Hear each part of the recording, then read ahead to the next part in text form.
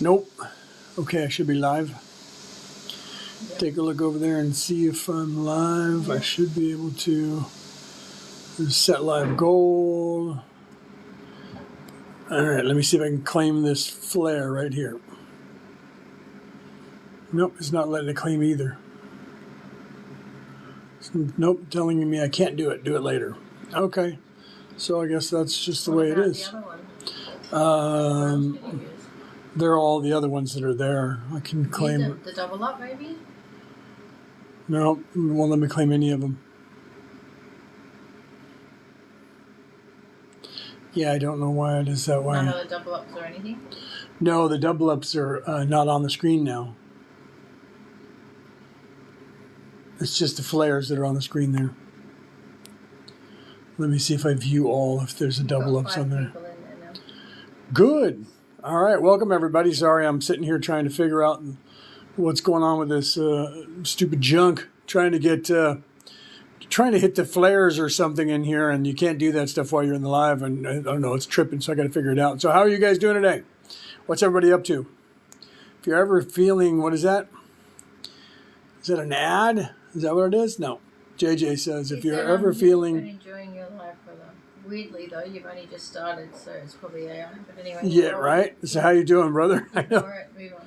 Right? So what are you up to? Right? It's probably already gone. Now there's only 2 people in here. It's probably you and you. All right, yeah. So maybe that's an auto thing that they do. Auto tuning.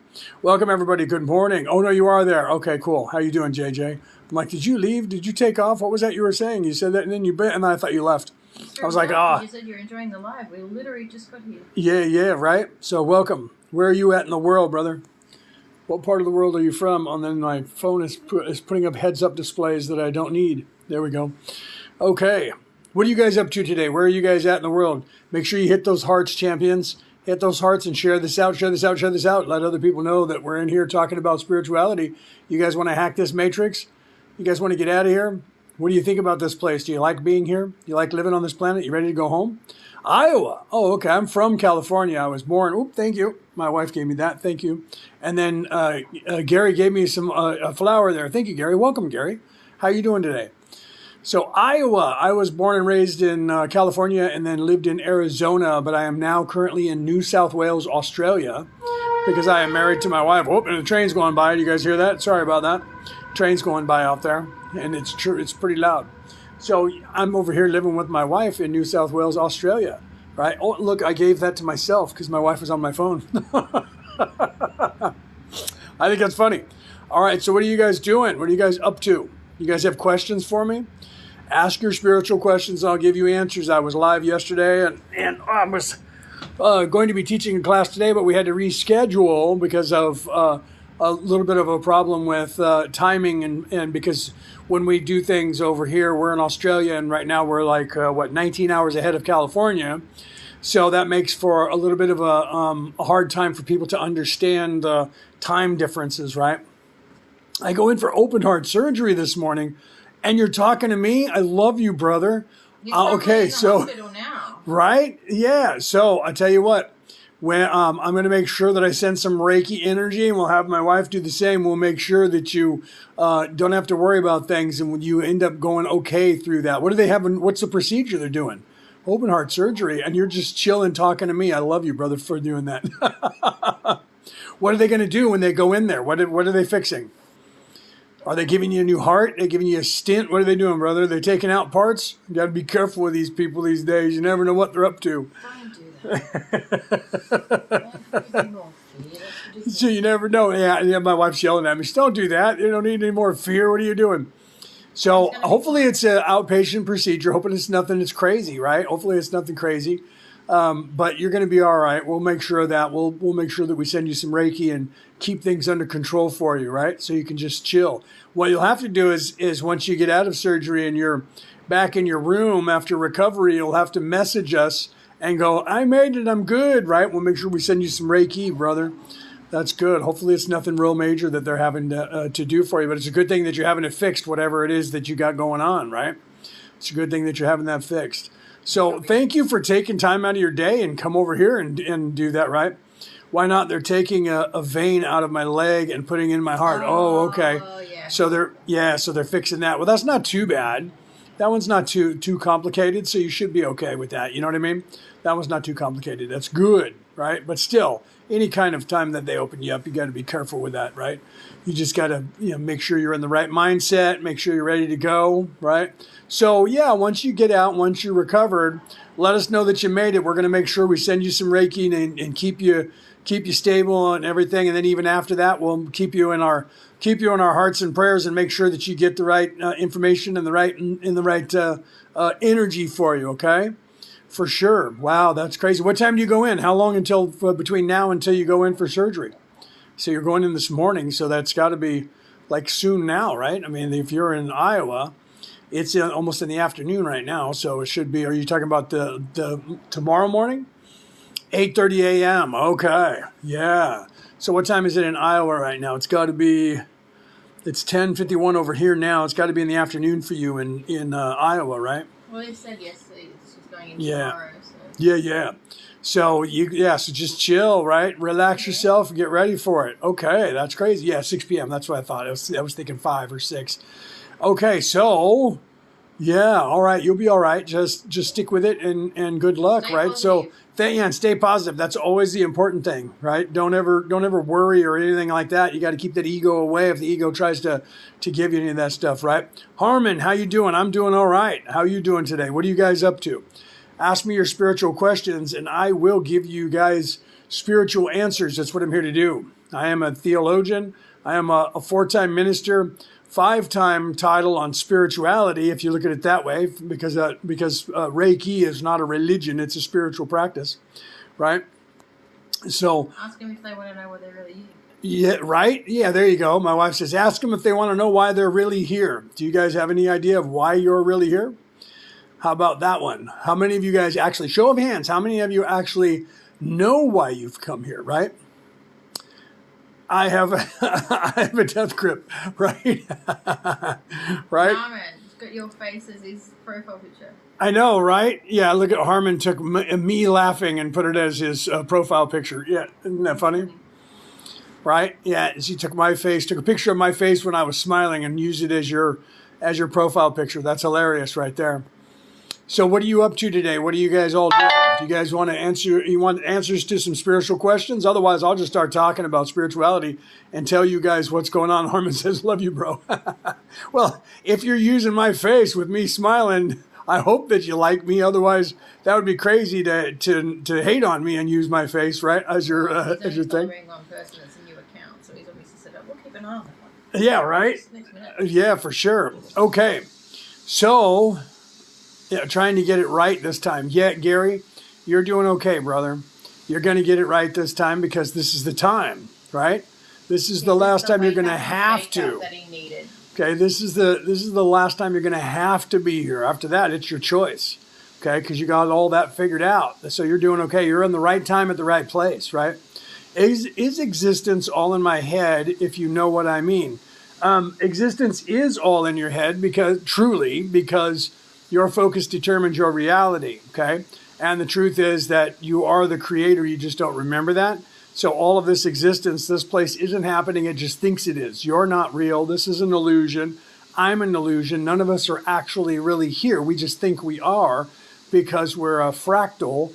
You guys know that word these days, instead of fraction or, a fracture of the creator. And all of this is actually a daydream in the mind of the creator, okay? So all of this is just that. I mean, that's truly, let's go to 8D thinking now. Okay, let's expand your consciousness to that. From your perspective down here, you don't know that if you're veiled, so you don't know that this is what's happening to you. You're not supposed to know that this is what's happening to you until you do know what this is happening to you, okay? And why.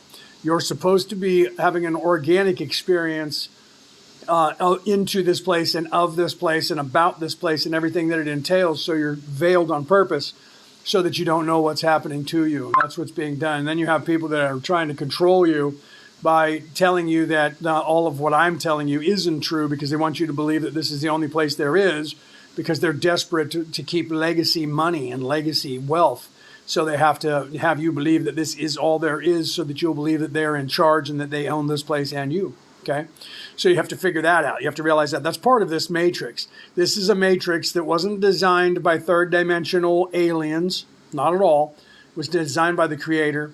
There is no captors. There is no agenda by this alien race that's up there, nor a machine created by this alien race that's trying to keep your soul here stuck on Earth. That's all stuff that is told by negative people when they get you in the mindset of thinking, sorry, my phone has stupid banners popping up because somebody did something somewhere in the world and I'm trying to clear it off.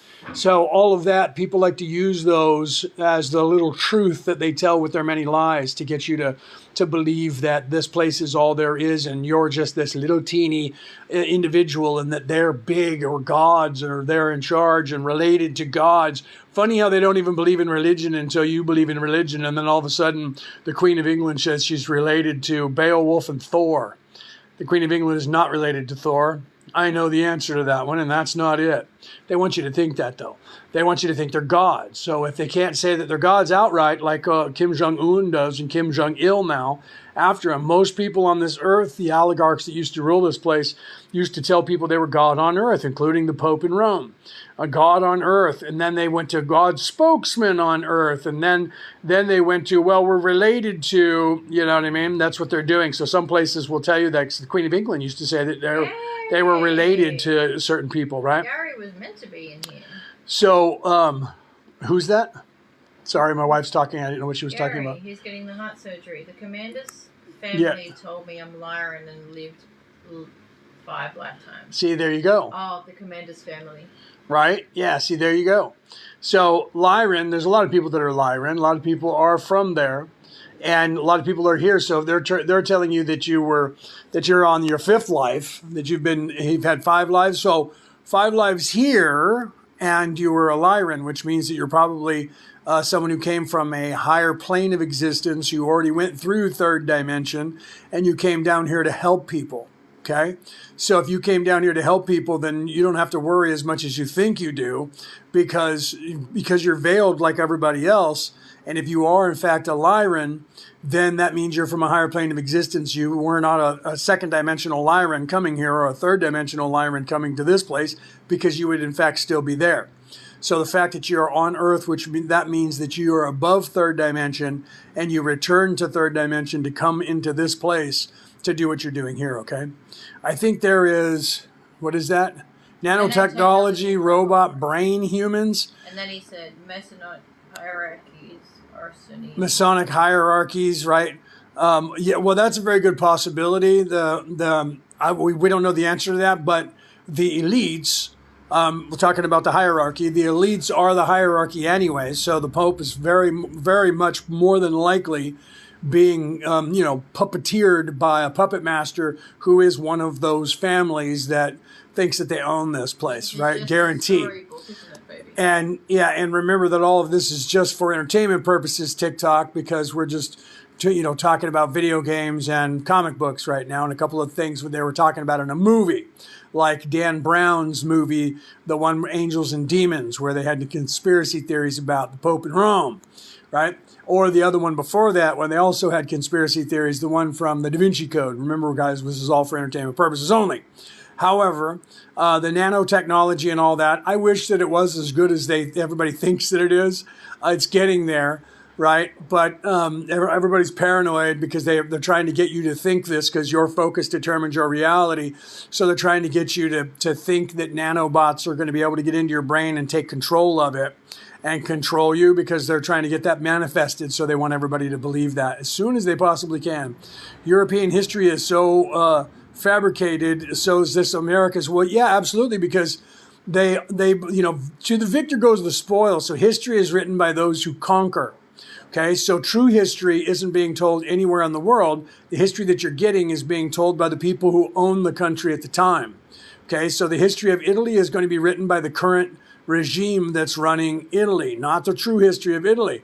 The history of the Americas is being written by the American government, not the true history of America, because the true history of America tells a different story. There was literally the Vikings were there and have land grabs where they put their names on plaques all over the United States. and other people before that.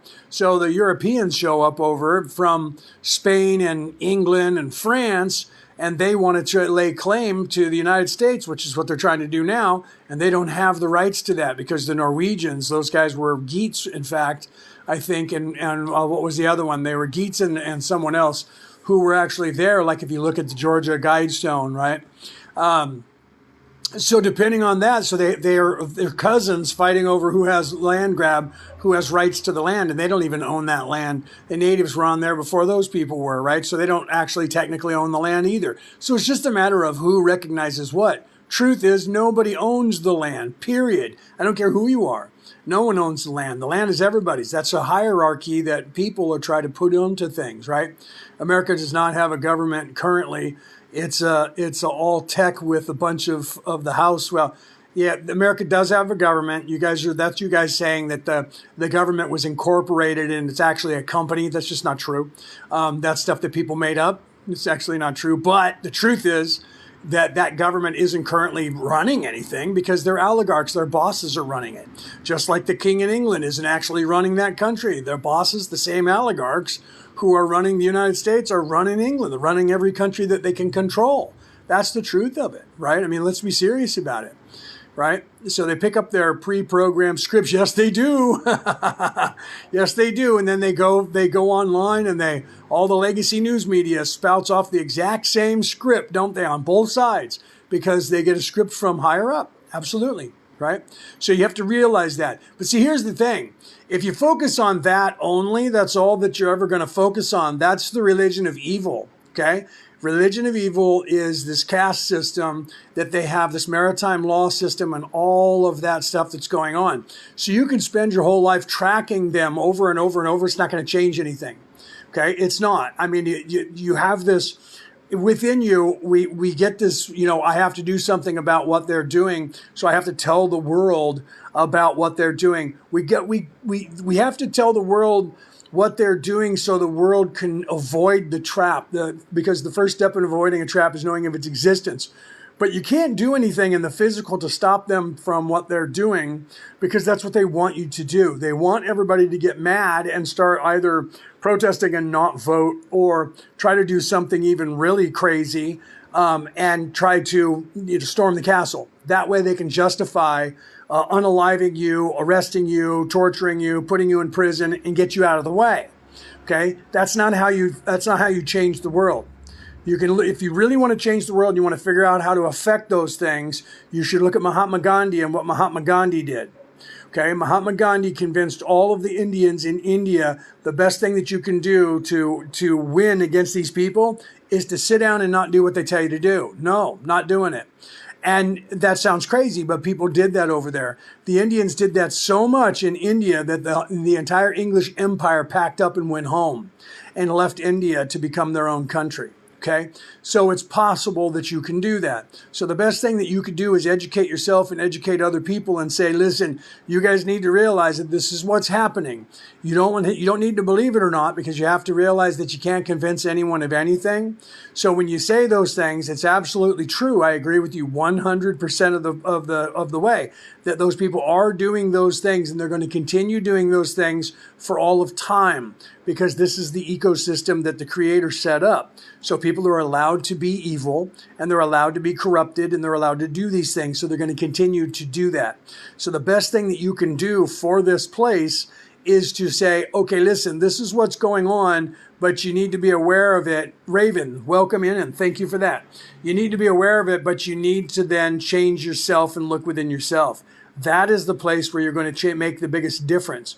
If all of us look within ourselves and fix ourselves, that's going to change our vibration and uplift the vibration of the all. Okay? So if you fix you and I fix me and everybody fixes themselves, we're going to raise the vibration of this place. And all of those people that are evil, that are in charge, who think they own this place, they're going to have less power over people. Because when your consciousness moves into that place where you start thinking like an adult and you start thinking for yourself with critical thinking, they don't have the ability to gaslight you anymore. Okay? So what happens is, if we raise the vibration of ourselves, that raises the vibration of the all.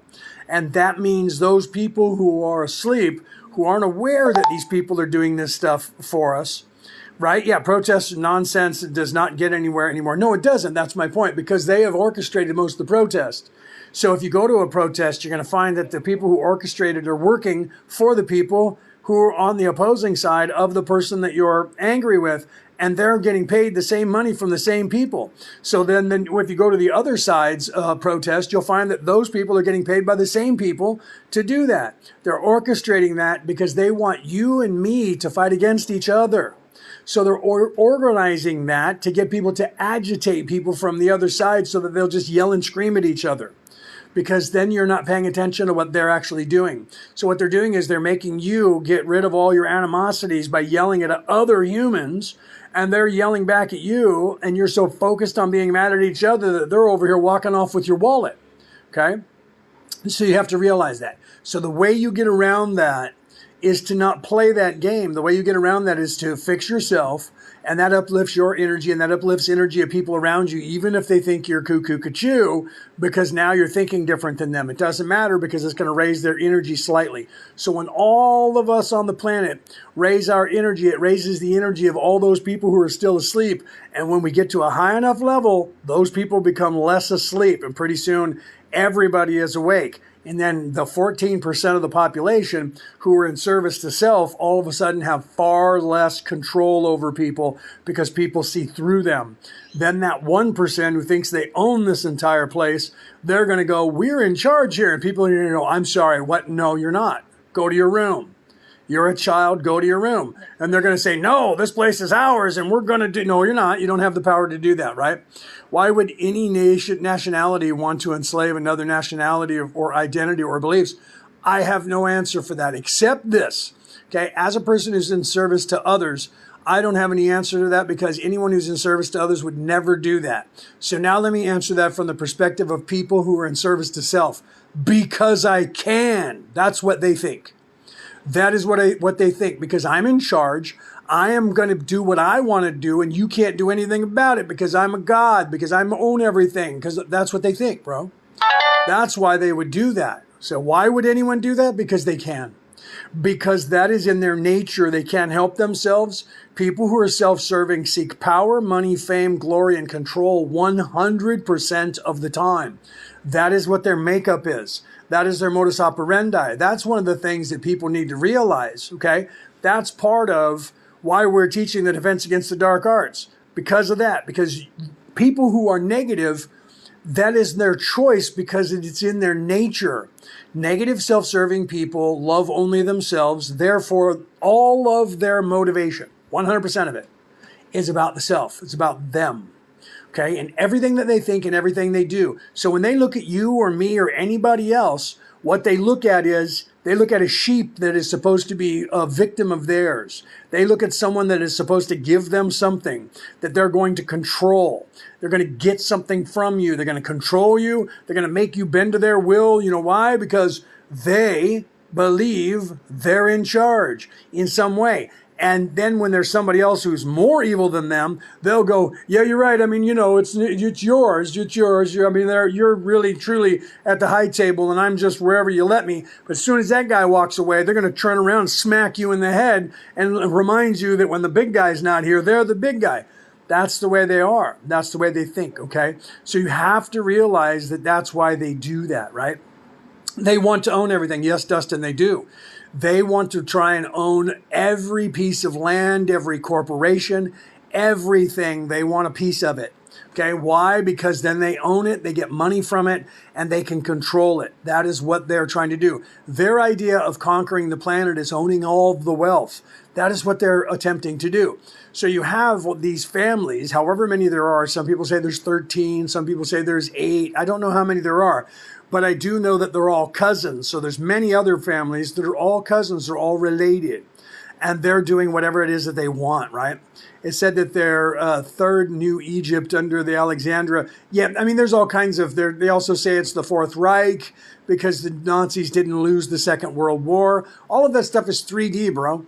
This is my point of what I was telling you. All that stuff is third dimensionality. And if you focus on that stuff, that's all you're going to see is third dimensionality, okay? And it's okay to learn those things and kind of put them in the back of your head. But if that's all you focus on, you're going to run around circles. They're going to have you chasing your tail, running around trying to figure out who is it that's in charge. Is it the Illuminati, the Bilderbergers? Is it the Skull and Bones? Is it the Anunnaki? All of them are the same people, and they just have different names in different places at different times. They're all evil. They're all narcissists, and they all think they own this place, okay? But they go in Cosm with Draco, etc. Again, see, now you're still looking in 3D and you're being concerned with aliens who might be evil. Third dimension is third dimension. So no matter what the race is, just like on Earth, no matter what the race is, whether you're white, black, brown, yellow, purple, pink, or blue, it doesn't matter. You have a choice. You're either in service to others or you're in service to self. On this planet, 86% of the population is in service to others. 14% is in service to self. If you leave this planet, and now we're talking about people flying here in another car that goes through space, there is a chance, I don't know what it is, depending on where they come from. There is a chance. So when you meet someone, there's a 50-50 chance that they're in service to others or in service to self. And that's just the individual. But the truth is, it's less than that because 86% of the population is in service to others here. But that doesn't necessarily mean when you meet somebody, it's 50-50 until you start figuring it out. So if you leave here or somebody comes here from another planet, that's no different than me leaving Australia and going to the United States. There's no difference, okay? I left the United States and I came to Australia. I'm considered an alien over here. If I leave the Earth and go to another planet, I'll be an alien there. If they leave their planet and come here, but there's no difference. They're going across the ocean and I would go across the ocean. They're flying across the ocean that is space and I fly across the ocean that is water. There's no difference. People have this weird mindset that they think that there's something completely different and separate about if there's aliens out there from another planet or another dimension. It's no different. You just need to upgrade your thinking and pull out a little bit further. When you were a kid, you were born into a town. You didn't know it, so you knew your neighborhood. Then you realized that there was other parts because your dad and your mom took you to the store and eventually took you to school, church, mom and grandma and grandpa's house. Then you expanded. You pulled back a little bit and went, oh, there's this whole thing called a city or a town. And then when you went to school, they started teaching you that you're a part of a county. And that county, if you're in the United States, I'm using those terms. If you're a part of a county, that county is part of a state. And you're in a union of states that's this big. Now you're pulling out further. Then eventually you start getting that concept in your head. And then all of a sudden someone says, and the United States of America is next to this other country called Mexico. And you're like, wait, what? Where are they? And this other country called Canada. Who? And now you're pulling out a little bit further. And then all of a sudden you're in North America. And you're like, wait, what? And then there's a South America? Yes. And then there's this other continent over here. Wait, what? And now you're expanding back further on the planet to realize there's an Earth that we're on. And there's other people that live in those other places that don't look like us. Okay? You're at that place now in your existence where you're supposed to pull back and go, wait, Earth, planet, solar system, hold on. There's other planets out there and there might be people on them. And you're supposed to pull back. That's where you're at. And this planet and the people here are in that developmental stage, okay? So the third New Egypt is Alexandria. See, you're still stuck in third dimension, my friend. None of that is actually important at all, truly, for the growth of the civilization or for you individually or for the human race. Knowing what the bad guys are up to will only cause you to be able to know that stuff. That's it. You can't change it as an individual. If you want to make change as an individual, you need to stop staring at the bees that are right in front of you and realize they come from a hive.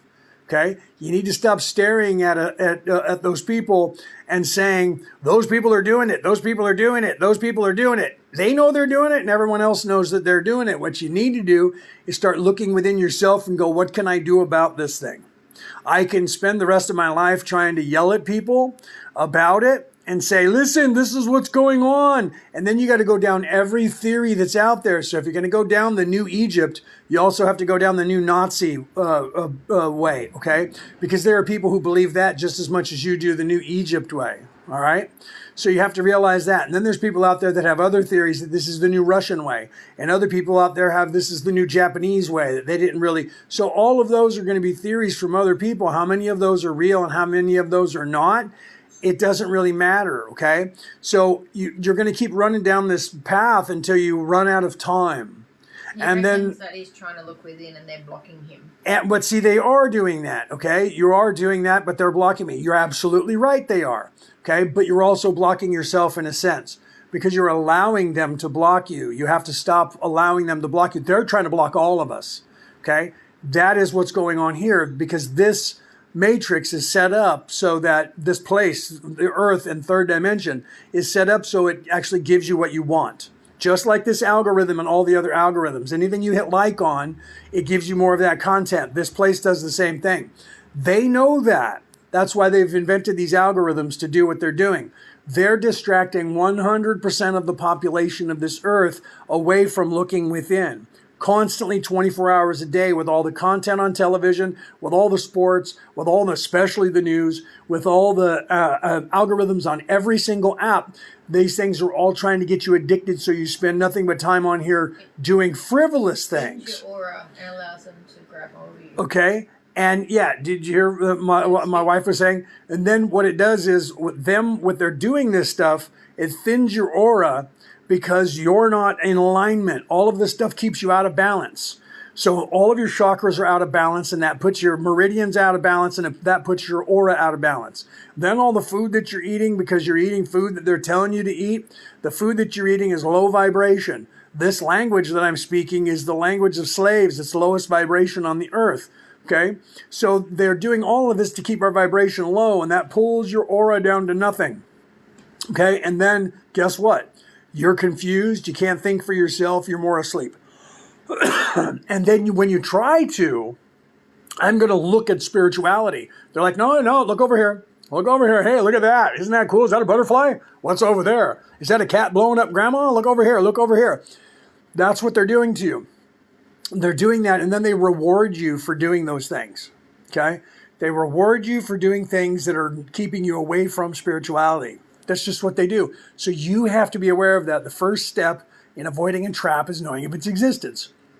So if you know they're doing that, then you can go, okay, I'm going to dedicate this amount of time a day. You can start out with 5 minutes. You can start out with 30 minutes. I'm going to spend 30 minutes learning about spirituality or looking within myself. Then you got to turn off your phone or use the phone to your advantage. Can I get a meditation on my phone that will help me? Can I look up information on my phone? Start using this thing. Start using this program, your computer or your smartphone or your whatever. Use these apps to look up places. You're already doing it. You're in here talking to me. Okay, that means you're already doing it. He's saying right? That they stole the idea and concept from my child brain through experiments they extracted from millions. Well, I'm sure that they did. Children from thought process through experiments. I'm sure that they did because they're mapping the human brain. They're trying to manufacture AI after a human brain. So yeah, you're absolutely right. I'll guarantee you they did that, okay? They tested me when I was 11 years old and wanted me to join them at 11 years old, the federal government of the United States in the Air Force, okay? No word of a lie, okay? So they wanted me to do that, and they're doing that to other people, okay? There's projects out there for that. Then they hook you up to diodes, and they have you doing all this stuff with psychic abilities because they're trying to map every part of our brain and how it works. Why? Because they're trying to recreate it. Trying to recreate it through AI. Why? Because if they can do that, there's many reasons for it. If they can do that, they can predict how we're going to think. They can control how that we think. They can control what our focus is, and they can keep us more distracted.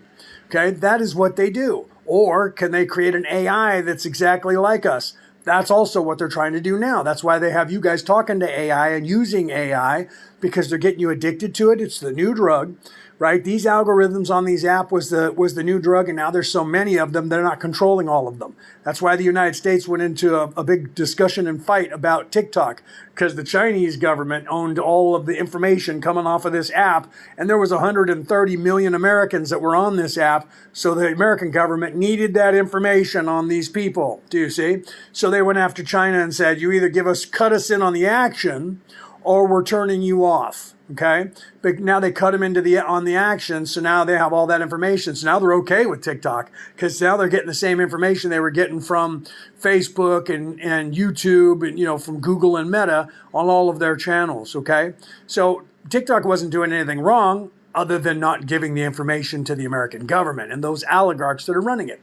So you're absolutely right. They're trying to map our brains so they can learn how to control us better, because they're doing that right now, and they've been doing that forever. But what's happening is people like you and me and all you guys that are paying attention in the crowd and listening, you're waking up and you're starting to think for yourself. And because of that, they're losing control over you, and they're trying to figure out a way to put you back to sleep and get you back under control, because they're desperate, because they know that this place is changing and their power is waning. And it's been foretold in all of the religions. Just look at the Christian religion where it says, and the devil shall rule the earth for a time. Okay, that means there is a time, a beginning, a middle, and an end. That time is over.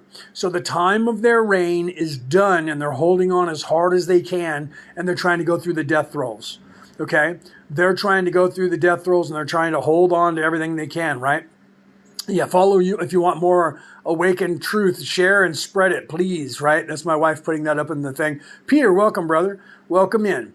There's Peter and my buddy from Ireland. Welcome in. My brother from Ireland. Did somebody just say Santa? Yeah.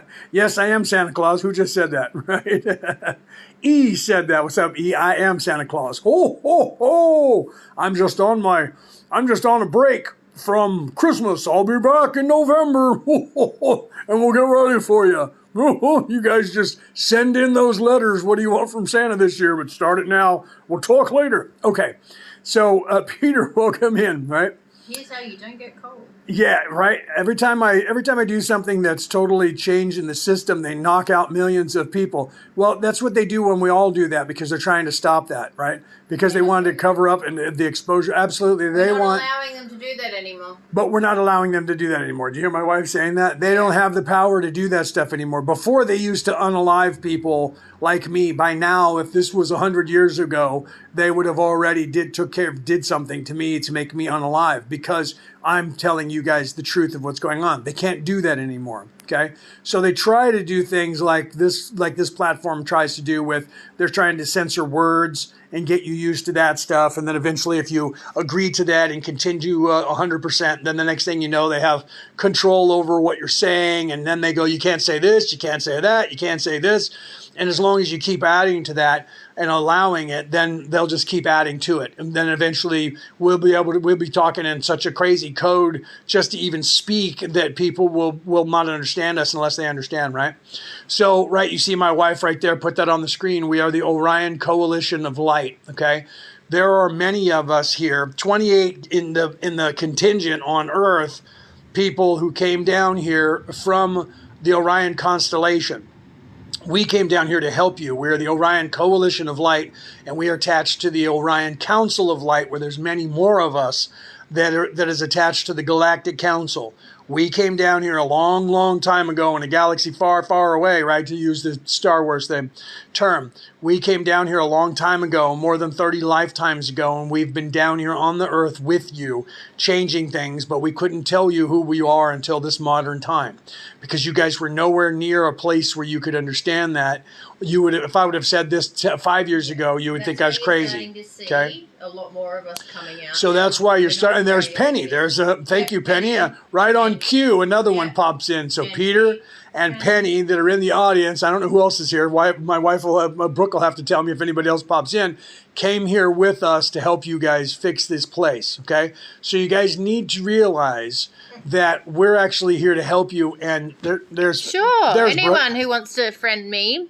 Absolutely. I'm there spamming all the notes to go, hey guys, wake up, we're here to save you. Ah! So yeah, you guys can follow Brooke as well, right? That's my wife. Follow Brooke. You can follow me. She's also on my channel. On my channel talking. Sorry, I'm trying to grab my drink off from the coffee table over here. Okay, so we came here a long time ago. Thank you, baby. Sorry, I couldn't get my lid off my water. My wife had to do it for me. Hold on a second. I'm going to take a drink of my drink, okay? I got some vitamin water. This is not alcohol, TikTok. It's a soda stream. Okay, just leave that with the lid off in case I want more. Thank you. Penny, how are you doing? Oh my God, I love your hair, Brooke. Did you see that? Thank you. Yeah, isn't that cool? Hang on. She says, hang on, don't show me. I was about to turn the camera and she's over here going, hang on a minute. Hang on. Here she comes. What you think, girl? I'm actually in the root chakra of my Reiki thing at the moment, so I'm all red today. I know, right? Yeah, I gave her attunement. Eddie, how you doing, brother? I gave her Reiki Master attunement 2 weeks ago. 2 weeks ago, almost 3 weeks ago. Where do you come from? All right, I'll tell you. And so she's actually in the red ray root chakra for the 3rd time with her upgrade, right? Robin's hair is that red, Eddie said. I thought so, but I wasn't sure. So Robin's hair is that same color. Eddie's woman. Okay, so you guys have to realize that we came here to help you, okay? We came to this place from a far off place to come down here to help you guys fix this place. There's many. Eddie Hinesley, who just showed up here, he's another person who came here from a galaxy far away, and he heard the call, and he came here to this earth and has been here for a long time to help you guys. Penny, she does need to get her master's. Yes, Penny, you do need to get your master's. When you're ready to do that, let us know, okay?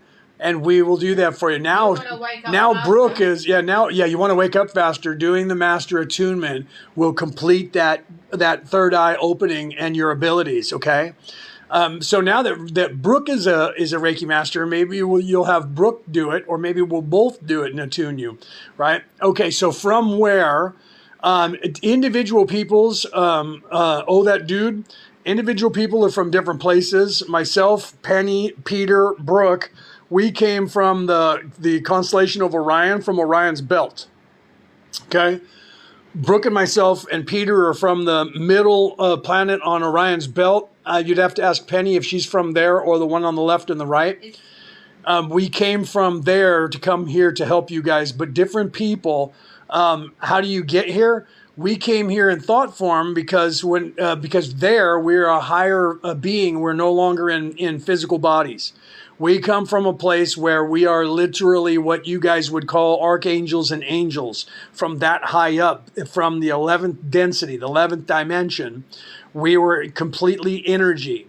So then we came to this place with energy transferring to this place, talked to the council up there, and said that we want to come down here to help people. Then, like everyone else, you and everyone else, we designed a life for ourselves, and then we were inserted into a human body when the conception happened, and then we literally are veiled just like you guys are, and then we're born, and then we have a life organically, and we have to wake up just like you guys have to wake up. And the only way that we can help you guys is to wake up and remember that we came here to affect this place and to help. If we don't wake up, just being in service to others the way we are helps a little bit to raise the vibration of the earth by us just being here. The same thing with you. If you're in service to others, just you being alive and being around other people, you exude that energy to them, okay? But so some of us came from many different places. There are a lot of people on this earth, millions, billions currently, who came from places all over this galaxy and came down here and did the same thing. Okay, some of you listening right here, right now, know that you came from those places. You just aren't sure. Okay, so yes, in the terms of what you see as an archangel, yes, I am an archangel. I was an archangel, and I will be an archangel when I'm not in this body. Yes, my name is Kelto. Okay, and you know me as Samael. Okay, and then you might freak out and go, "Wait, he's the devil." That's just things that were told, the aspect of that on this earth at that time. But yes, I did do those things that you guys think that I did, because the Creator said we need somebody to set up this whole caste system, and we need somebody to set up this whole system of good versus evil. So some of the archangels said, we'll do it, boss. And we did it. That doesn't mean that we're perpetually evil for the rest of time. You also wear right? gold shiny armor as well. Yeah, right. And then, now Brooke's giving me a hard time. You also will wear gold shiny armor as well, because I like shiny things, and so I'm always sparkly and like shiny, sparkly armor, and she laughs at me for doing that sometimes. But she's still attracted to me. But she's still attracted to me. Dark and light. Okay, so, but I guess it was easier to use them and their intelligence. Oh, I think you're still in 3D, bro. I don't know what you're talking about there. I didn't see what you said above that, right? Some of us remember falling when Source asked us to fall. Yes, Penny. That's what we did. What is your image? What do you look like? What is your image? Are you asking me what do I look like? I look blue. I'm not, I don't have pink skin. I'm actually blue skinned. I have dark hair, and it's not real long. It's just kind of like over my ears. Of course, I have a beard because I always do. Archangels and angels down here, you guys never depict them with beards. I have a beard because I like beards. I have a beard. I wear gold armor. By your standards, I would be about 15 feet tall by your standards if I were in bipedal in human form. And yes, we do have wings in some guises of the way we look. It depends on whether we're in energy form or projecting physical form. But in physical form, we project humanoid because the creator of the universe, thank you very much for that. The creator of the universe likes the human form. 24% of the known universe, 24% of the multiverse is humanoid in some form because the creator seems to like this form. I don't know why, but the creator does. So even the what you would call the archons, the archangels, and the Agigi, the angels, like the bipedal. We just have different forms. Most of us are blue. Penny was blue.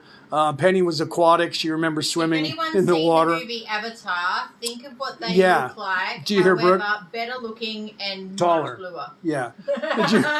Did you hear? If you guys think of the movie Avatar, somebody who wrote that movie kind of had an idea to where they were, have that blue color. But think more in terms of the Indians in India when they were talking about the people that they saw that had that blue color where it's more of a deeper, almost a purple blue. That's kind of what we look like. So a little bit more than the royal blue in your eyes, but not quite purple. So like right in there. This blue. Like that, yeah, like that blue. But darker.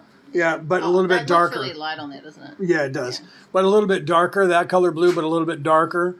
And like I said, between 9 and 15 feet tall, depending on the person. Let him know that if he's going to keep expanding 3D, I'm going to have to mute him.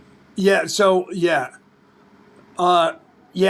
world, you gotta stop doing that, bro. My wife is getting annoyed with it because you keep spamming and you're spamming 3D. I told you need to stop that. So if you keep spamming 3D, she's gonna have to mute you, bro. So slow down with your spamming of 3D. People are aware of that. The point is, and I told you this before, the point of that is you're supposed to become aware of it, but not just obsess with it. You're obsessing on it. So slow down on that, okay? So when you pray, is it deeper? Is it a deeper connection? Yes. When you pray, when you guys are praying or meditating or having a Zen moment, that is unlocking in yourself a deeper connection to the higher self. You're supposed to be doing that to move up in what you're doing, right? Explain to the person what I mean when I say 3D. They've got a question mark. What does that mean? Okay. So yeah. That dude, when she's talking about in 3D, if you look at what dude has been talking about, he's obsessed with the deep state and pointing out all those things about the deep state. And he's looking in the flesh in this third dimensional construct. And that is, and what he's doing with that is he's caught in the programming. And he's just going, look, and they're doing this, and the deep state, and that, and this, and that. And that's all he's seeing. And I'm trying to show him and explain to him that all of that is true that he's talking about, but that he needs to look within himself and start looking upward to move away from that conditioning that they have that keeps you in this third dimensional place. There is a distraction to keep you away from looking within. Yeah, do you hear Penny saying, Brooke, do you remember breathing underwater? Yes, she does. Oh my God, yes. Yes, she does. So you have to learn to that programming, right? Oh, I release out of the programming conscious state. So, but our point is, if you keep pointing that stuff out, that stuff is propagating what you're doing. It's the law of attraction. When that's why we don't talk about prophecy very much anymore. Because if you look back into the 80s, everybody was talking about prophecy. What were they talking about in prophecy? They were never talking about anything positive in prophecy. They were talking about negativeness in prophecy, right? Speak from the higher perspective. Thank you, Eddie. Right? I should pull Eddie up here so he can talk as well. So speak from the higher perspective, because with what's going on, you're propagating them. You're doing what they want. You're showing that they have control. You're showing that they're in charge, and that is fear that other people will hear, and they will say, yeah, there's nothing we can do about it. And they know that your focus determines your reality. The collective consciousness of this earth creates what this earth is about and what's happening to it. So the more that you think about the deep state has this and they're doing that and they're doing this and they're doing that, you're actually giving them more power and solidifying that into this creation, into this matrix. So if you focus on that and you continue to focus on that, and all you do is talk to other conspiracy theorists, you're all going to sit around and focus on that, and it's giving them more power. However, okay? if he feels like you're the only one he can speak to about it, and he's letting go a release of, oh my God, someone who understands me, email Leonard and have a conversation off the side. So what was it that somebody said? How do I get closer to Jesus? Yeah, what are the steps to get closer to Jesus? Literally, Jesus's way that Jesus was teaching you is the same way that Lao Tzu was teaching you, okay? Every single religion on this planet was teaching you the way. And the way is to look within yourself. If you want to get closer to the Creator, you're supposed to look in with yourself to look outward. When you look in, you always look outward. When you look outward, you should realize that you're also looking inward, okay? So if you want to get closer to the light, all you have to do is look within yourself and start balancing yourself. Find out that way of balancing yourself, and it's in every single religion, my friend. We teach this. Okay, find out what the chakras are, find out what the Kundalini energy is, and you start praying, you start looking within yourself and change yourself in the way you think. Okay, because you're being programmed by this place to understand. When someone says to you, do you understand me? That is actually a slave term that's asking if you stand under me. Do you submit to my will? That's what that means. Do you understand me? Do you stand under me? So these little things are programmed into us, and then we don't realize that. So you don't understand because you don't stand under anyone. You understand or you comprehend. Do you see? So you're supposed to start looking within yourself and pull that negative programming and negative knowledge that they're beating you with all day long with their gaslighting, so that you can then replace that with positive. When you do that, it raises your vibration and starts to open your third eye, and you become immune to their gaslighting. This is taking you closer to the creation, closer to the source. Okay? Learn to protect yourself. You see what Brooke's typing in there. Learn to protect yourself from all the negative surroundings, right? So all the negative things that do that. We have a course that we teach on that, Defense Against the Dark Arts, because nobody's teaching you guys this. I don't understand why why you guys aren't teaching each other these things. You have the first step of avoiding a trap is knowing of its existence. So how do you learn that? You find someone. We were just talking about this with Eddie when on his live the other day when we were talking.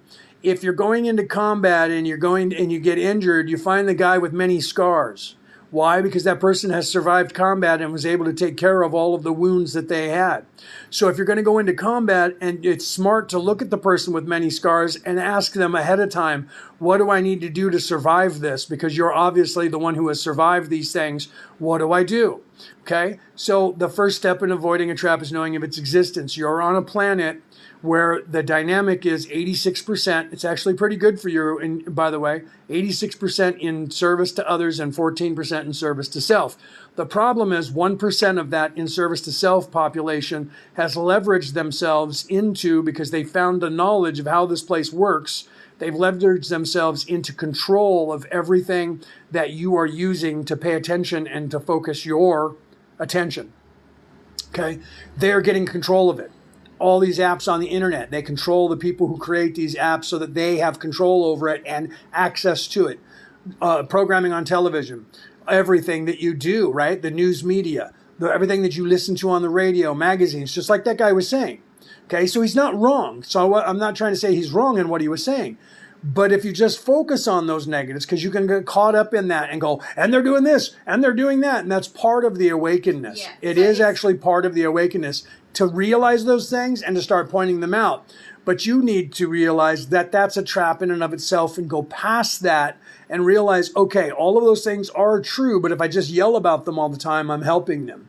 So now you have to look within yourself and change your focus, so that your focus is on the self and getting back to the creator. Why? Because you're changing your focus to that, and that's going to change other people around you's focus to that. And pretty soon, the entire world is going to be focused on looking within to look without and to get back to the creator instead of being afraid of those people who keep telling you that they own you. Hey, baby. Do you see? Jackson says, although protection is important, I would argue openness of the heart is much more important. Let me tell you, defense is more important. You open your heart, you're leaving yourself open to attack. Can you please explain that? Because that is. I don't know if you could hear what she's saying. Probably not. Right? Probably not. So I don't know who it was that said that.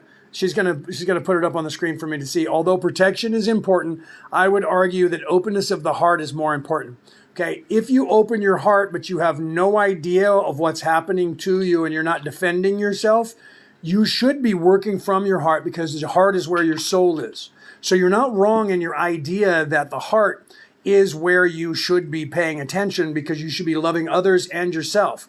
But if you only open up your heart and then you're not opening up your third eye and you don't know what's happening to you, they're just going to brainwash you and they're going to distract you.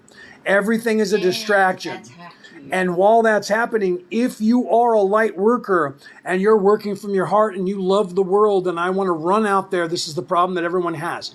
They start to wake up and they go, all right, I have these abilities and I want to tell the world what's going on. I'm going to run out there. What happens is you're and everybody else that does that is not aware that these people are aware of you. They know about you because they understand what your aura does and they look for that. Your aura starts to become more blue because you start using your voice. So the aura starts taking on that tinge and they track that and they see that you're doing it and they don't like it and they punish you. And they try to stop you. So you're out there going, I love you guys and praise Jesus. He's the Lord. Jesus Christ is the Savior. And they're behind the scenes ruining your life, going after your job, getting you fired from your job, creating problems in your house with your family, having you guys argue. All of these things, they're doing these things to you. They're doing it because they're selling you fear on television. You listen to the news if you're in America and the voices and the way that they're saying that stuff, right? Who's they? That Tomahawk, they are those people who believe that they own this place. There are certain families, there are certain people, oligarchs who have money, and they're the ones controlling everything on this planet. Everything that you watch on television, everything that you're trying to learn in every church, they're controlling the churches. If you look at Constantine in the year 329, okay, this is the year 2026. 329, Constantine, the emperor of Rome, edited the Bible and took 86 books out of it in the two council of Nicaea. Why did he do that? Because he wanted to control the religion and he wanted to turn it into a warlike religion, and he changed everything about it so that he could control the people, and they've been doing that ever since, and they're teaching you the book of Romans. I'm a Christian minister and was knighted by the Roman Catholic Church, okay? So I know this. I'm a theologian. I've spent my life on this. Those type of people, he's been doing that. They've been doing that. The Romans did that in the year 329, thereabouts. Okay? Since then, all the way till now, there are people who think they own this planet, who have money, who are trying to do all these things and doing these things. Not just in the physical, but not just in the physical, but in the spiritual. My wife is saying that. Physical, we're not talking about that. So we're not just talking about in the physical plane, because that's happening to you with the gaslighting of all the television and the programmings. That's why they call it program. Okay, all the music that you're listening to is being controlled. You hear these people talking about it. Listen to Kanye West. Everyone thinks he's crazy. And he's like, here's the control system. Here's how it's set up. And you guys think that the Pope is in charge, or you think that. There's these tiers above that. He's not crazy. He's trying to tell people this is what's happening. Okay? So they're controlling everything, including every single government on the face of the earth. There are people who have shown you that they're all related to each other. Okay? It's there. It's not a conspiracy theory. It's actual fact. No one ever denied it. When that little girl who was 12 years old back when Barack Obama was the president said, I was looking at my genealogy and I thought, what did Barack Obama, who's he related to? And I found out that he's related to every president in the history of the United States except for one. Everybody put it on television back then in the 90s and told the whole world. Barack Obama never came out and went, that's funny, that's nice, but that's just not real. Okay, so she proved that Barack Obama was related to every single president in the history of the United States. Then people from the History Channel's Ancient Aliens went, well, if that's true, and we know that everybody in Europe has been marrying everybody else in Europe, all the kings and princes and queens all over Europe, they're all related. All the presidents of the United States are related. I wonder if they're related to each other. So then they started looking at it and they started finding out that every monarch from every single nation on this earth, every politician in every nation on this earth, they're all cousins. Hillary Rodham Clinton, Rodham is her maiden name, is a cousin to Donald Trump. Okay, so they're pretending that they hate each other when they're fighting over the presidency because which family member is going to be in charge, but they're cousins. If you look at World War I, this is history, this is not conspiracy theory. You look at World War I and World War II. World War I started because one king tried to assassinate his cousin who was a prince of another country. And he got mad and went to war with him, and it broke out into a world war for which family bloodline was going to rule the earth. And it wasn't solved 100% by the end of World War I. So 20 years later, it broke out again, and those guys were fighting over the control of the planet. Okay? You can look that up. That's not a conspiracy theory. That's actual fact. It's actual fact. That stuff is real. So these people are out there controlling the world, and they think they own you, me, and everybody else. Okay? We are all related in some closer than others. So right. So in the truth, like Eddie's saying in the crowd, if you look far enough and hard enough, you're going to see that we're all related in some ways. Okay? So it depends on how far back you go, right? But could you talk about some ways to protect yourself? Yeah, I teach a course on it. The only reason that I'm on live right now is because the course today, the people that were in the course today that we teach on it had to reschedule, so we're doing the course tomorrow instead of today. Okay, otherwise I wouldn't even be here right now because I would be teaching the Defense Against the Dark Arts course. Nobody in the world teaches this stuff to people, right? What's beyond the ice walls in Antarctica? There is no ice walls in Antarctica because the world is not flat. There is no ice walls. However, if you go far enough to the south or the north in this on this planet, you'll find that this planet is not a round ball. It's not flat. It's not a round ball. It's a torus field. Okay? It's a torus. So it's a toroidal planet. That means that there are holes in the poles that go down to a 0 point. Okay? But they're not going to let you do that, and they're not going to let you see that because you're not supposed to believe in that stuff. So they can't have you doing that. So they won't let you go there. If you try, they're going to stop you. And that I was talking about before will not allow you to do that. That is off limits, the north and the south, because the only way that you can believe that they're in charge and own this place, they love it if you think the place is flat. Can't wait for everybody to go back believing the earth was flat. They controlled the earth for 12,000 years when everyone thought it was flat. When everyone started realizing that the earth wasn't flat and that it was round, they started losing control. So they can't wait for you to go back to that, okay? Because they don't want you finding out that the earth is not even just round, that it's a toroidal field. And that means, guess what? There's land that goes inside all the way to a single point. And you can go through from top to bottom, north to south, or south to north. They don't want you to know about that because if you do know about that, you'll find out that there are other people on this earth besides you, me, and the humans that are on the top side. Okay? And they can't have you doing that because if you expand your consciousness to the idea that this is a neighborhood and there's another neighborhood somewhere else, they're going to get annoyed by you, right?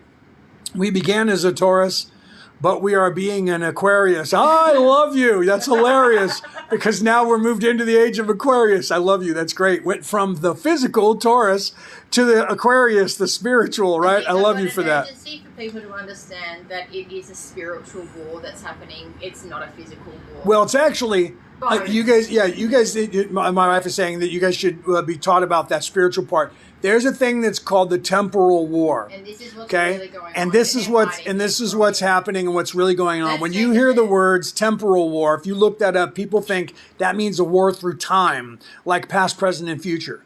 It's not past, present, and future, but it is past, present, and future. But we'll get to that in a minute if we get that far. Okay, the temporal war is a war that is happening in the physical third dimension and the non-physical spiritual fourth and fifth and sixth dimension. Okay, and it's being done by beings who are in the fifth dimension, the fourth dimension, and the third dimension, who are evil and who are trying to take over planets like this one so that they can rape it for its resources. There's where you get the story of the Anunnaki, which doesn't exist, and I'm not even going to explain that anymore. I'm tired of it. You guys need to learn that. Go and look up the people who actually translated that scroll, not Zachariah Sitchin or Giorgio Tsoukalos or any of those people that work for Prometheus and the History Channel and Disney. Go and find the actual academics who have translated that. Anunnaki doesn't exist. There is no race of beings called that. However, there is a race of beings who you are using the word Anunnaki for, and they called themselves the Orion Crusaders. And those were the evil people that we chased out of Orion, who ran with their tails between their legs as fast as they could go because we chased their butts out of there. And now we've chased their butts out of this part of the galaxy, of the Milky Way galaxy, and they're running for their lives, heading towards the center of the galaxy. Okay, so you could call them Anunnaki. They're the people who well, I won't get involved in that. Let's get back to the temporal war. Their job is marauding and attacking planets and taking them over. And their modus operandi, their MO, is they come down to a world and they distort things because there's free will. They can't come down and physically invade a world because if they do, the entire planet will turn against them to repel them. So they come down to a world and they go, okay, we need to have some boots on the ground down there, but we need to use psychic abilities from higher levels. And what they do is they come down and they change things in your reality. You're unaware of this because when the reality changes happen, you don't remember them unless you've come from a higher plane of existence. The Anunnaki don't exist. Okay? The Anunnaki don't exist at all. That word is not that word. The word in the translation is Anunnaki. Anunna doesn't mean alien species, never has. Even in Zachariah Sitchin's translation in 1948, it was Anu-Ki, didn't translate the word Na. Anu, the god Anu, came to earth. That's what he said it meant, which was wrong. And then he made a bunch of books about it, and Giorgio Tsoukalos from the History Channel's Ancient Aliens grabbed a hold of that. Yes, you can. Yes, you can. Who's asking? Is Eddie? Yeah, should I come up there and preach it? Yes, Eddie. Absolutely. Yes, hit the button. Hit the button. We'll bring Peter up too. Uh-oh. Right? Uh-oh. Yeah. Good. Oh, let me get my camera on. Peter, come up. Let's go. Right? There you Yeah. go, brother. Let's go. Okay, now I'm going to turn the volume sound up. so I can hear you. Bring the coalition up, shall we? Right? Penny, you hear Brooke, she's all, let's bring the coalition up, shall we? Okay. So let me continue with the let's get away from the Anunnaki and let me continue with the Orion Crusaders. but- These people, go ahead. What is key? What is key? What is key? Well, key in what they thought was it meant comes, but it's not. Key is energy, right? Look, I'm a Ray Key master. I was going to get to that. Thank you for that. Key is energy. So it wasn't the God Anu came. It was God energy is here. So it was Right Anu. here. Right there. Okay. The Anunna is here. Anunna energy. Anunna means new ones. It means angels are coming. Angels came to help. This one right here next to me, this one right next to me, his woman who was in the audience. I don't know if she wants to come up and talk, right? I saw her there because I saw her pop in. Penny and Peter and many of you guys that are out there listening to this right now, okay? You guys. Let's talk about the biology. What's that? Let's talk about the biology. Yeah, go, brother. Go, brother, go. Go, take the mic. All right. Yeah. So, okay, I was watching a video of Chief earlier, and he was talking about our separation from the sun, because when we're looking, what religion does is it separates us from the sun. Because why do they go to church on Sunday? Because it's Sunday. Why do they worship the Son of God? The Son, the S-U-N of God. It's right there. It's right here. They keep it right here so you can't see it. Yeah, right there where you can't see it. Right there. Because the sun is the atom, right? That's the atom. That's if you zoom far enough in, it'll look just like an atom. If you zoom far enough out, it looks just like a little atom molecule, a little spark of creation. What is the moon? Moon is the ebb. Moon is the feminine, right? So we got the Father, the Son, the Mother. Yes. Then the Holy Spirit, which is what we are. We're spirits in the material world. We are that Holy Spirit. That's the connection to the earth. You see what she's saying, right? Adam and Eve. Yes. Adam and Eve. Masculine and feminine. Yes. Right. Continue. And that's and that's why we have the expressions of men and women, right? We are specific expressions of that. You know, one's polarity is different than the other. That's why men go, "Oh, women are crazy," because they don't understand that their polarity is different. They speak differently. They think differently. You know, they emote differently. Yeah. You know, and so one is the sunrise and one is the sunset. Yes. Right? People aren't they don't get that. And you also have to remember that in the Egyptian you had Seti, sunset, because that was when the sun set, was when Seti was going down into the underworld. They actually put their whole religion about the same thing, and this is why you hear people saying the Son, like even the Hebrews with Jesus was the Son of Man. He never said, I'm the son of the creator. He said, I'm the son of man, because he was coming from that place and playing that part of that creator character, or the hero, the savior character that you're supposed to look within yourself to find. But if it's stuck right here, like what Chief said, if it's stuck on the tip of your nose, you have to look there, and you can't see the tip of your nose when you look down there. So you have to realize that that's what they're doing. They're keeping it right here out of your point of view, and you can't see what's going on. So you're not noticing. You can't see what's right before your eyes. Have you heard that statement? Right. What if you put something right in here in between your eyes? You can't see it. So they're keeping it right in front of your face and controlling it and distracting you away from it. Right? That's right. The only way that you can see is if you look into a mirror. Yes. Right? You have to. And we are each other's mirrors. We're each other's mirrors. You know, that's what we're looking for. Is we're looking for these answers. Now, what Chief was saying about the sun, is he was saying, you know, because we've been separated from the sun and saying the sun is bad and this and that, but you know, then they want you to go to church. Is that when you look into the sun, it's not okay. Some people talk about sun gazing. Don't just look into the sun. You're not doing it right if you're just looking into the sun. What you're trying to do is you're trying to connect with the energy and the information that comes from the sun. Right. Right. And what that is when the light enters your eyes, he said it affects your hypothalamus, your pineal gland, and another gland in your brain. Pituitary. Right. And so what happens when you stare into the sun long enough, and then you close your eyes, and then you can decipher the information. You can get the information that's it's knowledge. It's knowledge. That's a star. And then you start to receive this information about your own being, and it also activates your all of your abilities.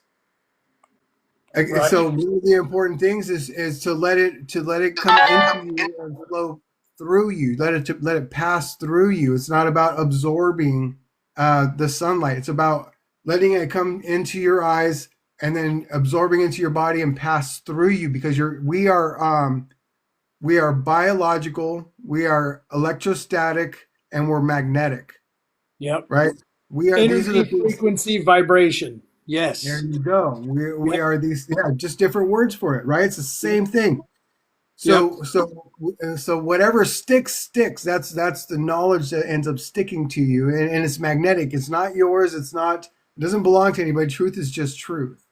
Truth is truth. That's right. The point of it is this is how you learn to walk on this planet as a natural human, is through the sun. right? Also through the moon. Yes. You know, it's a different type of light energy. Of course, it comes from the sun, but it's transmuted differently through the moon. That's why moon dances they have moon dances too. They don't Right. just have That dude said, I prefer the moon energy. It's softer. yeah. Well, Yeah. that'll teach you a lot about your emotional part, emotional ability, and it'll also teach you about your feminine side. You know, Yes. because a lot of people have a hard time. Men have a hard time, and that's what our sun dances are about. Is it's kind of it's almost backwards. We should almost be moon dancing and the women be sun dancing, uh, Right. for that balance. But For that, I was just uh, gonna say that for the balance, right? yeah, Yeah. yeah. So we have to start learning that when we're doing certain things, to do them with these beautiful intentions. Do them with these intentions so you can grow, so you can flow without it being a challenge or a chore. It's a very simple thing. It's just Yep. about connection. It's about connecting with each other, about learning how to communicate differently. You know, like I've said, I've had a lot of, uh, I think because I spent a lot of time around women when I was young and I had a lot of girlfriends, right? I absorbed a lot of moon energy from my friends because we had that respect and that connection, that divine connection, where we weren't like, well, hey, we're sleeping in the same bed because we're out partying all night. Maybe we should just, it's like, no, we never had that.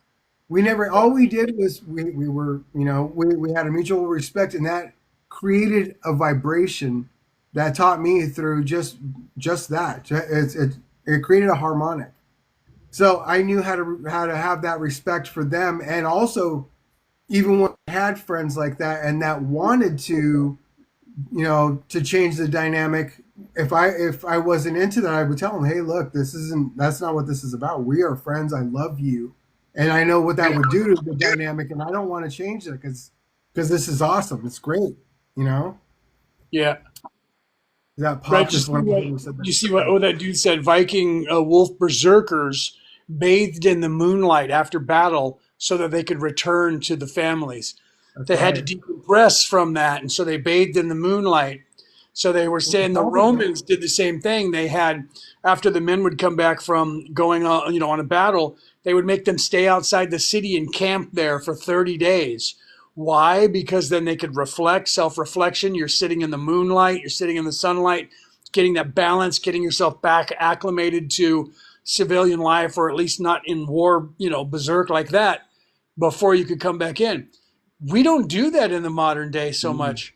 They don't do mm. that at all. They say, thanks for going to war for us. Here you go. And then people run into society and they don't know how, they're still in that mode, and it takes them, they don't know how to get out of that.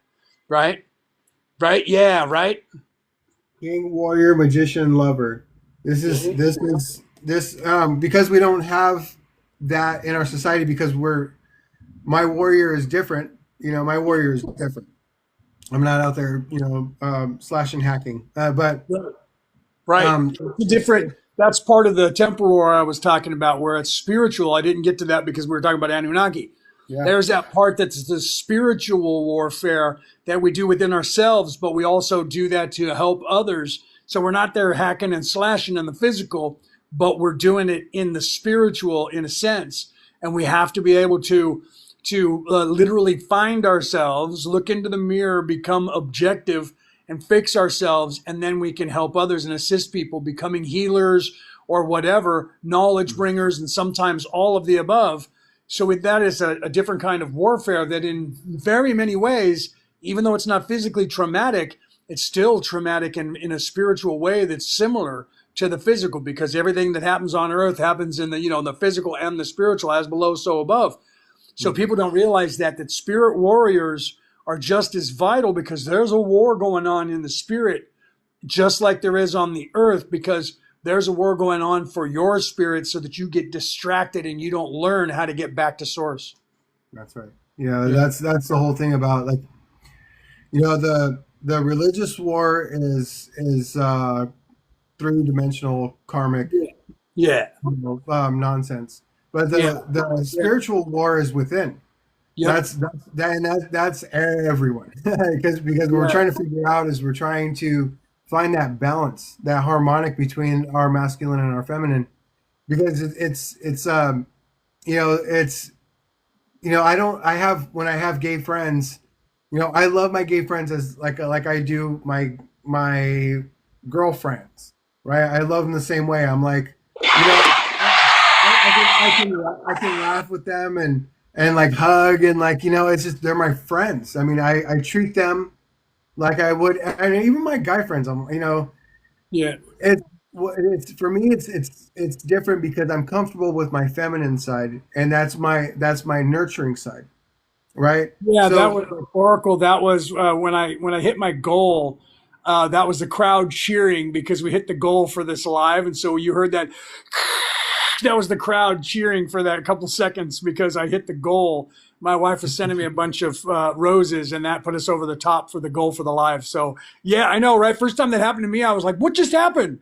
But she had to tell me, Brooke had to tell me that sound I heard. Why did that scream at me? And she said that was the crowd cheering. This time I saw it happen. Anyway, sorry about that, guys. no problem. Continue, brother.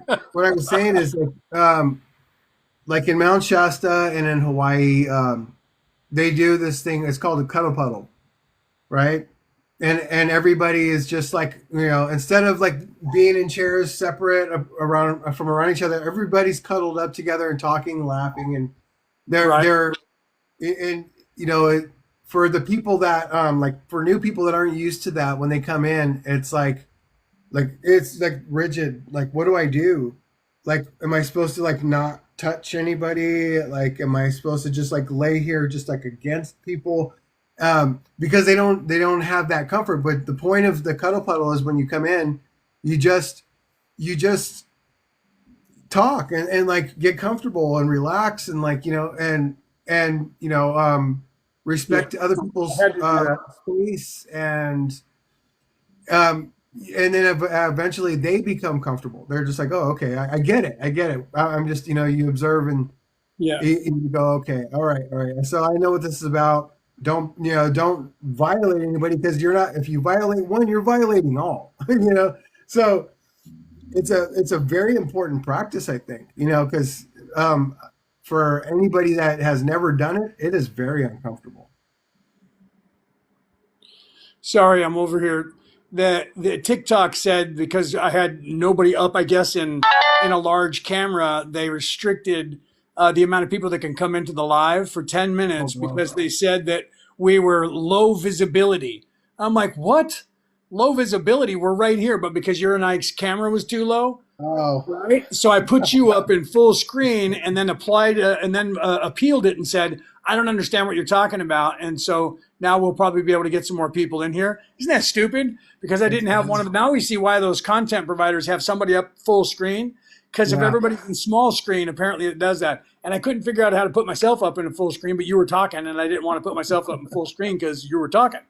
yeah. So go ahead, continue. And now it looks like I'm golden again. So apparently, by doing that, we fixed whatever problem. See, now I can There switch you it to go. me There this you go. way, right? So go ahead, brother. That is annoying to me that they just did that because I didn't have myself up on the camera in full screen. They're like, yeah, I don't know what's going on. Low visibility. We're lowering your output for 10 minutes.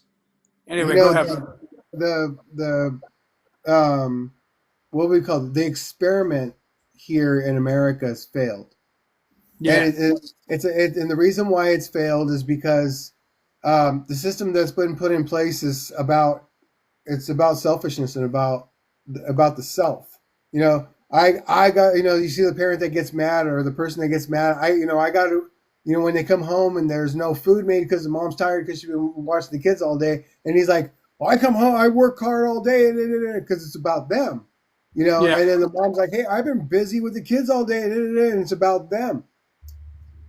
When we don't have that symbiotic resonance with one another, that's where the chaos comes in. Yes. That's where it comes in. I mean, it comes in any way, shape, or form. It comes in, whether it's from past experiences or present experience. But we're if the experiment has failed, which it is, it's failing. Yeah. then we have to do something different because we can't sit here and just try to erase each other and think that that's going to solve everything. Right. Because it's not. You know, and that's where we're at. That's where we're at right now. That's why we see all the chaos is because uh, people are afraid to try the unity thing. Yeah. They're so afraid of like, yeah, but we've been so violated. Yeah, you've been violated because you've been a part of a system that was a part of separation. That's why Right. you've been violated. If people felt accepted amongst each other and in groups and felt safe with the person that even has done things that were in violation of others, it could still change. It could change the dynamic, but we have to, it's still part of the experiment. So, people have to try to, figure this part of it out, which there's no other choice but unity. There's no other choice. Right. Yeah. Right. Yeah. No, they restricted us. So I appealed it and they said, oh, no, sorry. So for 10 minutes, we're restricted about the amount of people that can be in here because they said that I had low visibility from the host. Right. So I guess I got to keep myself up in here. You know what I mean? So, yeah. So, right. So right now we can't have that many people. Probably 25 is the maximum for right now until the 10 minutes goes off. Right. So, sorry, I'm getting distracted because my wife is telling me, go back to what you're talking about because we're losing people. No, we're not losing people because we're distracted. We're losing people because I got restricted by Facebook or by We're TikTok. still talking about it. Yeah, right. So, But this is the point of earlier what you were talking about is like not talking about the 3D stuff because yeah. So we have to continue with our conversation. right. Yeah. So, okay. So Perspective. let's get back to the spiritual part is the part that everybody focuses on the physical. The problem with that is you're not supposed to. You're only supposed to focus on the physical until you realize that you are something more than that. Thank you, Gigi, for giving me that. You're supposed to, at some point in your development, and it takes between 7 and 10 lifetimes for people to graduate, at some point, you're going to realize that you're going to start looking within yourself. When you start looking within yourself, you start expanding your consciousness even faster than you would be if you're only looking in the physical. So once you start doing that, you're going to then start levitating a higher plane. When you do that, you get closer to source. You also, like Eddie was saying, you unlock this knowledge from the universe that is going to be downloaded into you. Okay. And at first it's going to be crazy and it's going to swirl around you and you're not going to be sure what's happening. And you're going to think you're going crazy because you're like, whoa, this is weird.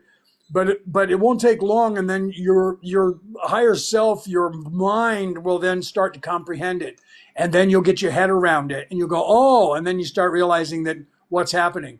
Then you start, because of that, when you start thinking for yourself, and you raise your vibration, then you get smarter because you start opening that third eye, and then you start getting the sight. You start looking through that veil, and you start realizing, wait, these people are doing these things to distract me on purpose. And now that's the first step in avoiding the trap. You're aware of it, and then you can look around and go, but usually what happens is first thing you do is you look around and go, does anybody else notice that these people are just lying to us about everything? They're just blatant. They used to hide it. And then people like me and Eddie go, no, man, they have never been hiding it. They've always been like that. You're just seeing it for the first time, right? Right. Yeah, and that's a part of it. That's a part of the whole process. Is you go, how come this is happening, and how you have a million and one questions after you have that awakening moment of that thought of, well, then what's the point? What are we here to do? Like, well, there's almost a dread that I know I felt when I remember those days of having that shifting moment of going, okay. So that's why a lot of practices have been put into place, because like a lot of, if you ever go to like an ashram or like a Buddhist temple and you want to you want to become a part of it. Yeah. What they make you do is a lot of times they'll make you take a vow of silence, and then they'll make you sweep Yeah. or feed people or do something in that silence, because what that teaches you is to reprogram your brain to go to be a servant, to understand what servant that's what they're doing and what you're doing without telling you why you're Because you're doing it. becoming in service. That was kind of like if you look at Mr. Miyagi, if you watched all of those, Karate Kid, him doing that was teaching him not only the basics of the martial art, but the basics of the martial art. It was showing him that thing being in service, and it rewires your brain to that to be productive, to do something, and then to start reflecting. Because what do you have when you're having to have a vow of silence? What's going on? You only have you to talk to now. You only have you to look at now. Or you can look around, you can sweep, and you can do these things, and you learn that lesson, but you also have plenty of time to think while you're Right, in there, right? right. So the martial part is movement, Yeah, right? And yeah, then so like when you have things like Reiki, there's a martial and there's a medicinal, right? yes, So we have to understand the medicinal part. The lesson is the medicine. The yes, lesson is always the medicine. Every yes. time we learn a lesson, that means that's something that we know that we can't look away from because it's going to be stuck in our heads, and we know that we can't go back. We don't want to go back anyway. Yeah, But the lesson is the medicine. yeah. So, if we haven't learned the lesson, we keep doing and saying and acting in certain ways because we haven't learned that lesson yet. You know, Correct. and so until we have that aha moment, then you're stuck in those loops. You're stuck in them. Those this is what they call the different levels of hell. Right.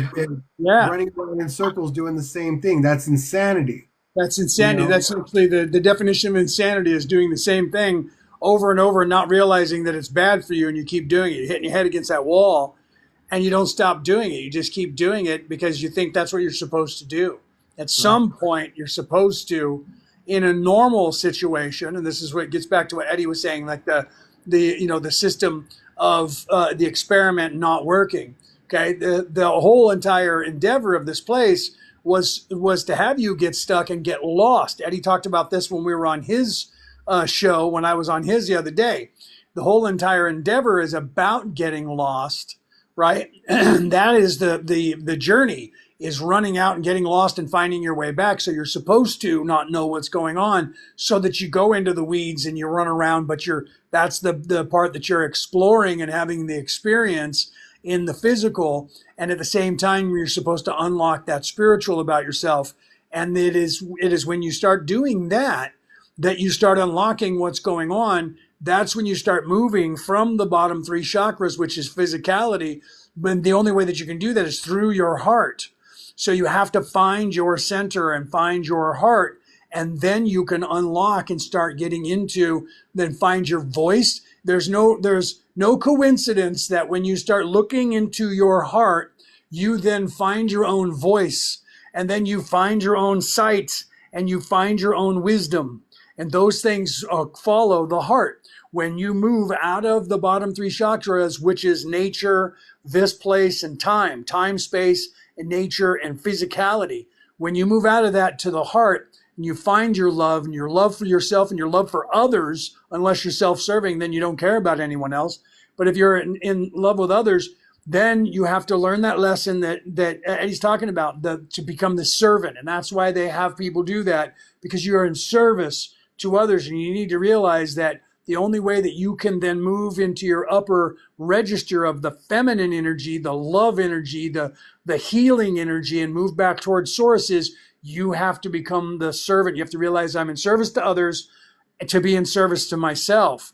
And then you can move from that love, you find your voice. So first you have to have that vow of silence until you find your voice. Then when you find your voice, you find your sight, then you find your wisdom. Okay? Throat chakra, third eye chakra, crown chakra. And that's when you're moving into the spiritual plane, of your existence, and then you find your true self, and that's not in this physical body. That's how you move back towards source. Okay.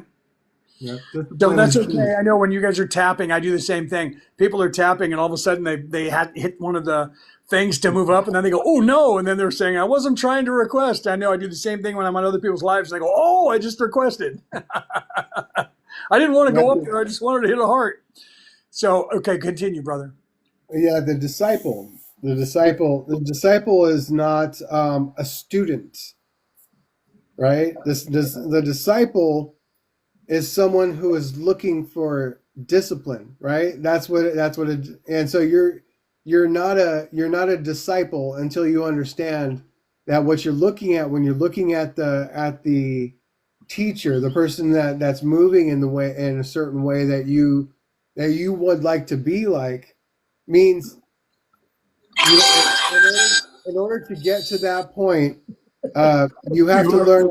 You have to ask how did you find peace, and then that's when they'll talk to you. But when you're talking about yourself, when you talk to one of these teachers, guru, shaman, whatever, when you're talking about yourself, how I'm experiencing all this pain and I don't know what to do, and it seems like you know what to do, and I was wondering if you could help me. They go, yeah, I can help you. And what they'll do is they'll give you more advice about chaos, and then you'll go, that you didn't help me at all. They're You doing it again. They're saying that my camera is. They're saying that my camera is low visibility, and because of that, they're restricting. They're restricting how many people we can have in the live for another 10 minutes. Don't worry about it. It's because we're doing the right thing. don't worry about it. That's annoying. That's annoying. Low visibility. So because of low visibility, yeah, that's annoying. Okay, continue doing what you're doing. Yeah, keep talking, brother. Yeah, It's annoying. They're trying to restrict us because we're talking about the right thing, and they hate it. Everything that we are supposed to be, when we're looking at the person that we're supposed to learn from, the point is to learn to start to emulate the posturing and behaviors of that person. If you want to be a monk at peace, then you have to start emulating and posturing that monk at peace. Right. It's not about me. It's about me seeing my future, me seeing that being as me in the future. And the way that I have to get there is to listen to how they got there, not what I'm going through and my problems and me, because that's why they'll give you chaotic advice, is because they're going to go, yeah, I can tell you exactly what to do. And the point is that they're not supposed to tell you anything at all. You're supposed to sit there and observe and mimic and behave and like emulate all of the things, the kindnesses, because they don't have anything heavy in their heart. So what they're saying without words is, we learn, because we have to learn it for ourselves. Okay, Right. I have to remove my judgments. I have to, and then we start taking off all the layers of all of our BS, and then we start doing the things. And next thing you know, the realization is that, only comes when you're sitting there and you're at peace and you have people in front of you going, how did you get there? And then you go, how did I get where? How did I get where? Yeah. That's the whole point of what we need to do for one another. That's the whole point. We need to bring ourselves back to that place of power. It's the monk when the warrior comes up to him with the broadsword and goes, I have the power to kill you. And the monk goes, and I have the power to let you. Yeah, and I have the power to let you. Right. Yeah, That's exactly it. No, that's the truth. You literally have to realize that you have all of the power and they don't. You have to. That's like even Sun Tzu said that in The Art of War. right? You have to be to look within yourself and find that within yourself. Stop letting them from the outside tell you that you're nothing, that they're in charge, that they own this place, and that they own you. They don't own anything, right? That was what Hamlet was saying in Hamlet when he was sitting and reading the books, and they sent Polonius to go in and find out what was wrong with him. And he said, "What's the matter?" And he said, "With what?" He was being very, indirect, and he said, "What are you doing?" And he eventually got tired of trying to talk to him because he wasn't giving him any information because he knew he was there to spy on him. So eventually he said, "I'll take my leave of you." And he said, "You can't take anything from me that I would not more willingly part with, except my life." Mm. So he was letting him know that you're not going to, you can take anything that you like and take your leave and do whatever you want, but you can't take my life. That's the one thing that's mine. He had the power, and he was letting him know that. So He knew that about himself, right? So he knew that about himself, and he went from there. And so you have to realize that about yourself. You're not a victim. You're not owned by somebody. You're not a slave. None of this is happening to you. All of this is happening for you. You have to realize that and know it. And once you do that, you come into your own power. And once you do that, they cannot tell you what to do. Just like Eddie was saying, they'll say, "I have the power," because they have the physical. "I have the power to destroy you." And then you say, and I have the power to let you. Okay. Mm-hmm. And that's exactly what Eddie's saying here. So you have to realize that within yourself. You have to realize that you don't have to defy people. You don't have to start problems. You don't have to get arrested or protest or try to overthrow governments. You just have to sit in your power and allow them to do what they're doing, and then not allow them to have that power over you. You have to know this about yourself, right? Tricky. It's very tricky because the point is that, that monk that said that, that monk knows that monk is deadly. Well, he's not going to tell that warrior that. He's going to say, "I'm at peace." And when that broadsword comes in, he does that little ping with his fingers, and the sword's right there, and he's like, "Right." I said, "Let you." I didn't say I would. I'm going to let you. Right.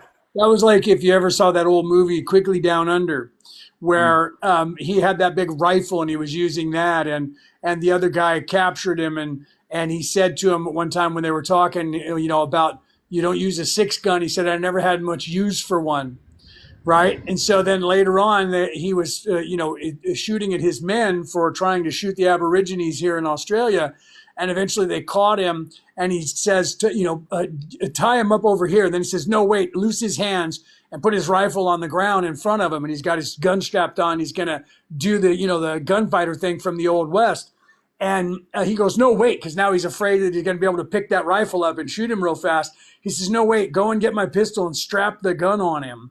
Right. And so then he does that, and he's standing there, and he's all beat up, and he's got the gun. And then when they go to draw, all of a sudden he's like, pow, and he's quick, and he shoots him. And he goes over to him, and the guy looks at him like, "How?" And he says, how did you? And he says, "I didn't tell you I didn't know how to use one. I told you that I didn't have much use for one." Right. Yeah. So he didn't know that, but he let him believe. That's the point of what Eddie's saying. He let him believe what he was going to believe, and he knew that he had the ability, no matter what, to defend himself. And that's what he's talking about with the monk. The monk knows that he's just as deadly as the warrior, and the warrior doesn't know that until he tries to strike, and then he goes poof, and he catches the blade tink between his fingers and looks at him like, "I didn't say that I didn't know how to defend myself. I just said that I have the power to let you. That doesn't mean I'm gonna let you." Yeah. Right. What? Thank you for that, Rachel, for sending me those things. Thank you very much. Go ahead. I'm sorry. I had to thank her she sent me some donuts, and I wanted to say thank you, and thank you to my wife, who's also sending me donuts and sending me things. Right. Yeah. So I bet you were into that TV show Kung Fu. Loved that TV show Kung Fu. Right, when we were kids, that was crazy good. Right. My favorite episode was it was called the Cage or something like that. It was he got captured and sent to a prison falsely, and then they had this like iron cage that, like, I mean, it was like a shed that they would put you in the dead of heat, like for days at a time, and it was like it would cook. It was like it was like they called it the oven because it was like hot as an oven in there. So they ended up putting one guy in there after him, and he's sitting there, and this guy like after the first day he's on the ground going, how are you? And he's just like that. And so he said, and he tells the guy, he says, I just know everything is of the mind. everything is of the mind. He said, if you still your mind, then this is just another place. And he said, and the guy was laying on the ground like almost dying, sweating profusely, and has his clothes off. And then he's like, tell me what to do. And he's like, sit up. And the guy sat up, and he's like, start breathing, teaching him how to meditate, basically. Yeah. And then the guy calms down, and everything, he's good. And they keep him in there for 3 days. And the third day they come out because everybody else they have to drag out. And then they come out, they stand up, and they're looking at everybody, and their shirts are dry as a bone, and they're like, what the heck? I mean, they should be begging for their lives right now. And it's learning what that place and space within us, what it does. One of the ceremonies that I will do in the near future here is they'll dig a hole in the autumn, in the fall, and then they'll and during the winter they'll shovel it out, and then they'll put me on the ground, put a sheet over it, and then put a tarp over that, and then I'll sit there in the freezing snow for 3-4 days. And it's the same practice. Because when you can still yourself, you can heat up your body, you can talk to your body, you can slow down your metabolism, you can slow down your heart rate. You have control. It's just when you don't have a practice, if you don't have a discipline, then you'll die. Right. Yeah, you will. There's no doubt about it. You'll freeze. You'll just pass away. And it's always panic. Being outside of the mind, which the mind is actually a sphere around us, and it's that what they're talking about is not the brain. Yeah. When we're talking about the mind, we're talking about the electromagnetic sphere that's around us, that is attached to the closest part of our body. Right. Now, we have control over that. That's how we create reality, is through that electromagnetic sphere, through the mind. Yeah. But most people don't know how to train their minds to have the reality that they want. They don't have the discipline to control their breathing. Right.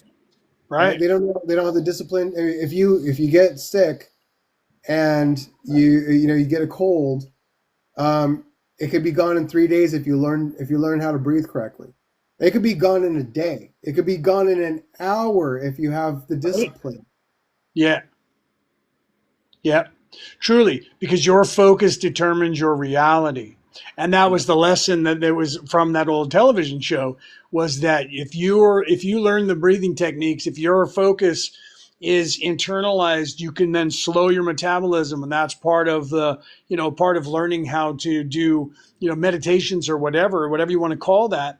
Looking within yourself, you can do. When I've gone to like the doctor's office and I come in right out of the world and I've had coffee and I'm driving all crazy when I was in America, and then I come in, they immediately want to check your blood pressure. And they're like, well, your blood pressure is kind of elevated. I'm like, I just came in from a crazy world with the worst drivers in the nation over here in Sacramento, California, and I got caffeine on board. But I'll tell you what, hold on a second.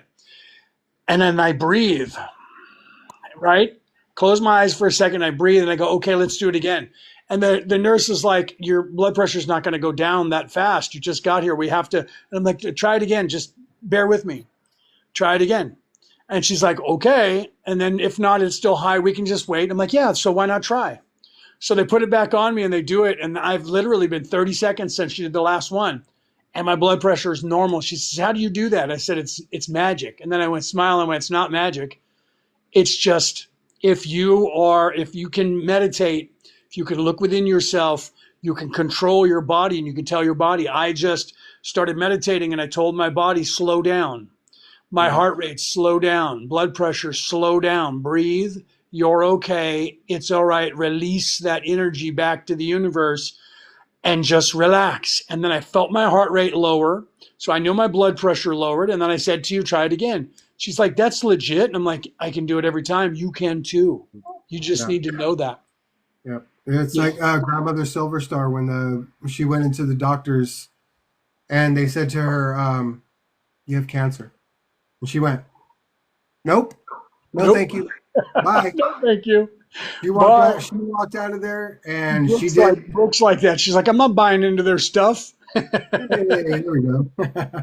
I didn't do that. I'm not sure how that happened, but I'm glad that it did finally, because it was driving me crazy. You did that? Thank you.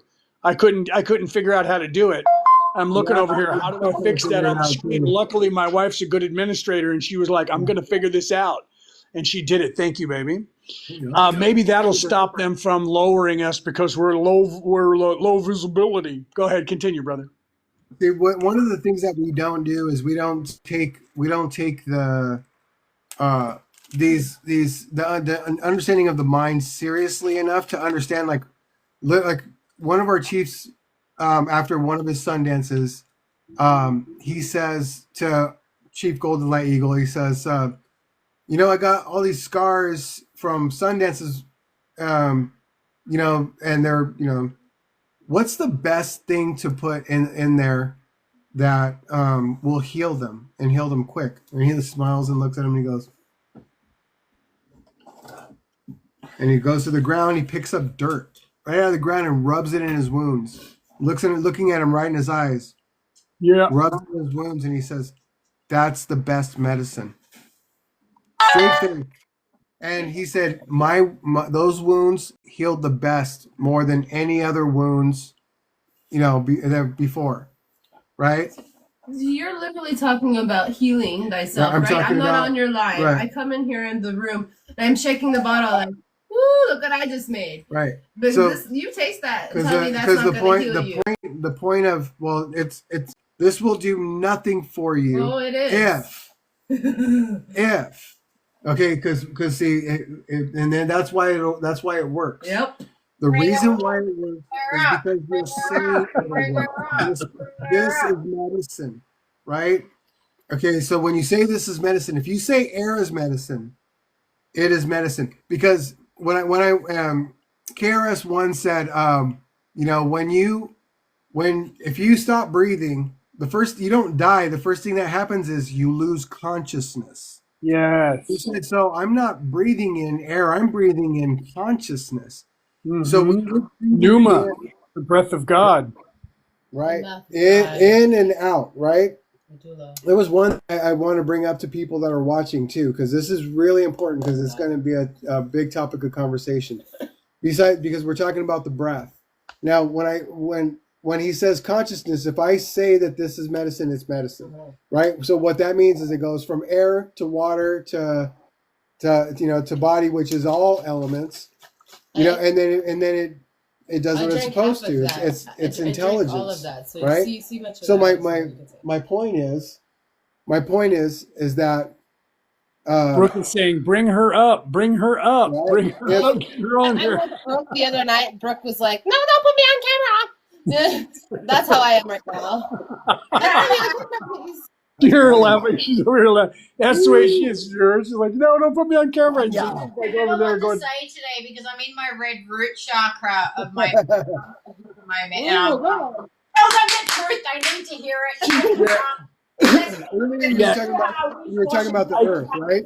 Yeah. Get to the cracking point, please. You're talking about the earth. Yes, go ahead. Yeah. I want to talk about earlier. I want to talk about the breath. Spicy. Am I making faces over here? Like, ooh, producers. Yeah, lemon face. Ooh. Yeah, right. Cayenne face. Ah. Yeah. Most people don't think that that they don't understand how alive and how conscious the Earth is. Yeah. Right? They don't. Now, Yeah. because we're talking about breath. How many breaths does the Earth have in 1 year? 4. Mhm. And I don't mean what I mean. Oh yeah, what I mean is um there's okay. Oh no, I'm sorry. Wait a minute. I mean yeah, 4 breaths, right? Because I'm adding also pauses, Yeah. right? And so what I mean by that is right now what summertime would be the out breath. Yeah. Yeah. Right. The pause. So that's the solstice. Yeah. The equinox is the pause. Yeah. The in breath is the winter. It's cool. Yeah. Pause. Now we have spring. Back. Yeah. But so that would only be 2 breaths, right? Well, there's the northern hemisphere and the southern hemisphere. That's right. That's right. Yeah. So it's different. It's an oscillating breath. Yeah. So there's 2 breaths equally. That's also the duality. If you think about that, masculine and feminine, sun and moon. You have the moon cycle when you're in the wintertime in the north, and we're having the sun cycle in the south. Then it flips over, and the north becomes the masculine moon cycle, and the south becomes the feminine sun cycle, moon cycle. So it balances, and it keeps doing that, and it rotates back and forth. That's the Merkaba. Right. That's the heart chakra and the Kundalini Kunda buffer energy going opposites. That's also the 3, 6, and 9, because the 3 energy spins one direction, the 6 energy spins the other direction, and the 9 energy flips them over on themselves. Right? So that's also the 3, 6, and the 9. So that's the infinity that becomes the infinity that is this place, that is this universe. So we as people are supposed to become in tune with nature, but not third dimension, right? You're not supposed to stay in third dimension. You're supposed to learn to balance all the chakras, keep that sacral plexus chakra, because that intuitiveness and connection to the earth is vital for you, but not connection to the 3D part of the earth, only in that it's here. And it is a thing, but these people are living in it, and they're controlling you and distracting you away from what's going on everywhere else, so that you only see the yellow ray chakra. So you're supposed to balance all of those. You're in 3D, but you're supposed to be in tune with nature and then get in tune with source. And when you do that and you balance that, that's the as below, so above. That's the as within, so without. That's the looking in the mirror and seeing your own reflection. Do you see? People think it's difficult. Yeah. And the only reason why it would be difficult is because they're not taking the appropriate steps to connect with nature. Yeah. You can learn. It's like the heart chakra. When you're a human being, getting to the heart chakra is connecting with everything. Yeah. You're literally connecting with the good, bad, and the ugly. You got to connect with it. You got to look at it. You got to see it. You got to feel it. You got to appreciate it, right? Because it's part of the human experience, and that's the only way. But it's like looking through a window. Well, you have to realize what is a human, right? You're saying a human being. What is a human, right? The word hue is it means energy. It means breath of God. That's a Greek word. Hue is light, energy, right? So human is, and what is a man? But the beast, what is that? That's physicality. So you are both. You are, as a human, you are a spiritual being. Okay, so literal, and then so you are a physical, spiritual and physical, right? Human being. So that is your beingness. Your beingness is, I am being a spiritual human, a spiritual, spiritual plane, physical plane being. And you're supposed to realize that duality. Right? Penny said that. Here's the thing. Everyone is experiencing this pressure. Right now. No one's exempt. Maybe children represent. But technically, Your according, microphone is muffling for a second and then coming back. I don't know what's going on with. it might be. Well, let me see. I want to make sure my microphone's not covered. There, Yeah, I think now it's you're doing okay. Now you're doing all right. So that pressure that we're feeling Penny needs to come up. is literally, if you've ever been in any kind of psychotic ceremony, every time the medicine would kick in, I'm like, oh shit, here we go, here it comes, Right. It's coming. And every time I experience it, every time there's always that feeling, because that's my ego reacting, going, man, like, why are you trying to get rid of me? Why are you trying to get rid of me? Yeah. That's where we're at right now. Is without ceremony, is a lot of the people are just feeling this pressure, and they're like, I don't know. Yeah. Why I have so much anxiety? Why is there so many damn anxiety pills out there right now? Because people don't want to feel this pressure. But it doesn't matter, because even if you're taking the anxiety pills, you're still going to feel the pressure. You're still feeling it. You're just like, I'm just a little bit more numb to it.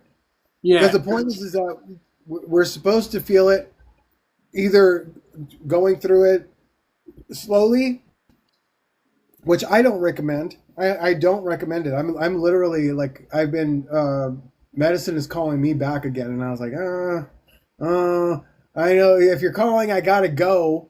But, right. Yeah, but I thought we were done, but I literally hear the call, and I'm like, if I don't go, it's going to come to me. So, Right. Yeah, I mean, it's going to be in my face no matter what. So, but the point is that I'd rather experience that and then feel the liberation of what we're supposed to feel after the ceremony's over, versus a longevity of like waking up every day going, God, I already know I know it's coming. I'm not going to do that. I'd rather just go to ceremony, deal with it there in the astral plane. Again, astral, the star plane, people. Astral means star. Yeah. Astral projection means you are a star being projecting out. Your star astral projection is you as a star being. Yeah. People call it astral projection, and people go, "Oh, well, I'm going to astral project." What do you mean? How are you going to do that? You have to know that you're a star first. And once you become that star presence, you have to realize that, right? Yeah. Yes. Yeah, Elf should come up. Elf, if you're here, come up, brother. He just popped in, and we'll try to get him up here. Let's see if we can invite him. Where's he at here? I see he was in here a second ago. He may have just ran through. He may not be in the audience right this second. I saw him. He came through for a second. Yeah, I don't see his name. There he is. Wait. There he is right there. You just right there. Let's invite him. Let's see if we can get Elf up here. Let's see if he accepts it, right? So he's probably going to go live on his own. That's why. And he happened to come through, and he popped up on the screen. I tried to go, invite, get him up onto the screen. Let's see if he comes up and talks. So he's a buddy of ours that's over here in Australia, who's also very, very awake, and he does this, talks about it. And I would love to have him up here on the thing to talk to us, but he might have something else that he's doing right now and he can't. So I invited him. Let's see if he pops up. Okay. So I'm sorry about that. Continue going. And Brooke Penny said, I'm at work, but I can't come up, but I'm at work. I'm leaving in 15 minutes. Because Brooke walked over and said, Penny needs to come up and talk. Well, so you have to realize that you are a star being, that you are an immortal spirit that is a star being, and that is what that means to be astral projecting, because the word astral means star, it means light, it means you are part of the creator. You're not just this little insignificant person down here. Right? That's right. Yeah. You guys need to look into these things. You have to be paying attention. Stop living in the flesh. They're trying to keep you in 3D, but at all costs distract you with everything. Look what they were doing with us over here, where they were distracting us with that stupid thing because I wasn't big enough on the screen. So they were lowering for 20 minutes. We got diminished twice. Now we're okay because Brooke figured out how to take those other things off so that we could actually have me up big enough on the screen for TikTok's algorithm to leave us alone. Right? That's a distraction. That's the stuff that they're doing. Thank you very much for that, Marcella.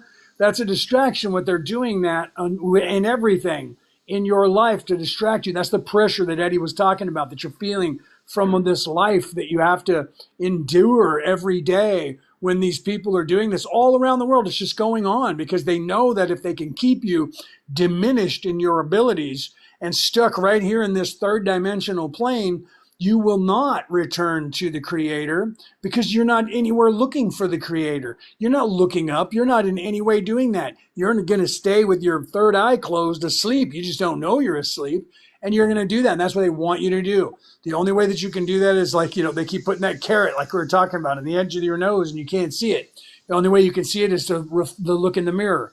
That means you have to look within yourself to see what it is that's distracting you. Right? Yeah. Right, because it's like, there's the point where we're gonna come to face to face with the enemy. Yeah, now your microphone's cutting in and out again, brother. I don't know what's going on with it. I don't know. How about that? That's better. I don't know why it does it. It just like it gets muffled and then it comes back, then it gets muffled and it comes back. Not all the time. Just as soon as it does it, I mention it to you. I don't know why it's doing it. Weird.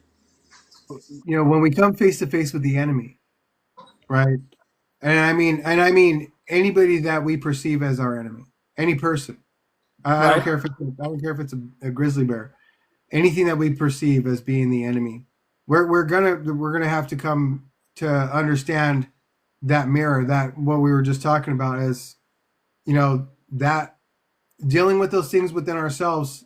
When we have someone externally that comes and they're just like, at trying to put us in handcuffs or beat us up or do this or that. If we stay out of that vibration by looking at them and going, they are me, and bring them into your vibration, that changes the dynamic because those people are unaware of their own intention of being in that vibration. We give too much credit to people that are angry and this and that when they're lost, and when we're not lost, it's that once I was blind, but now I see, once I was lost, but now I'm found. That's within. Yeah. All of that is within. And we have to not see that, again, like the moon's not out there, it's in here. Everything is happening right here. Yep. So when you're not in the universe is in you. Right. And that includes these people that are experiencing these lower density vibrations, these angers, these hatreds, when they're experiencing those things, as long as we don't lower ourselves to that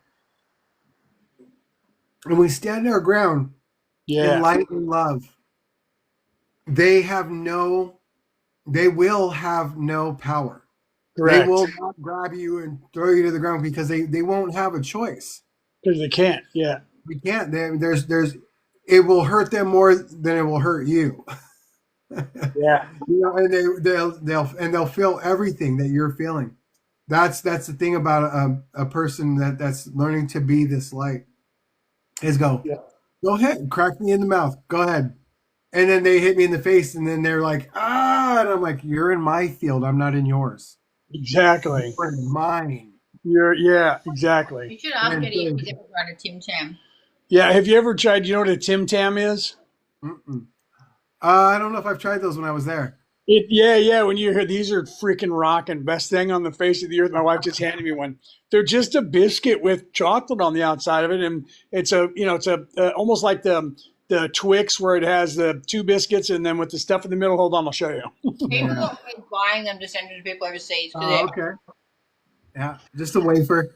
But there's something about the way that they make them over here with the formula of the chocolate. I apologize for talking with my mouth full.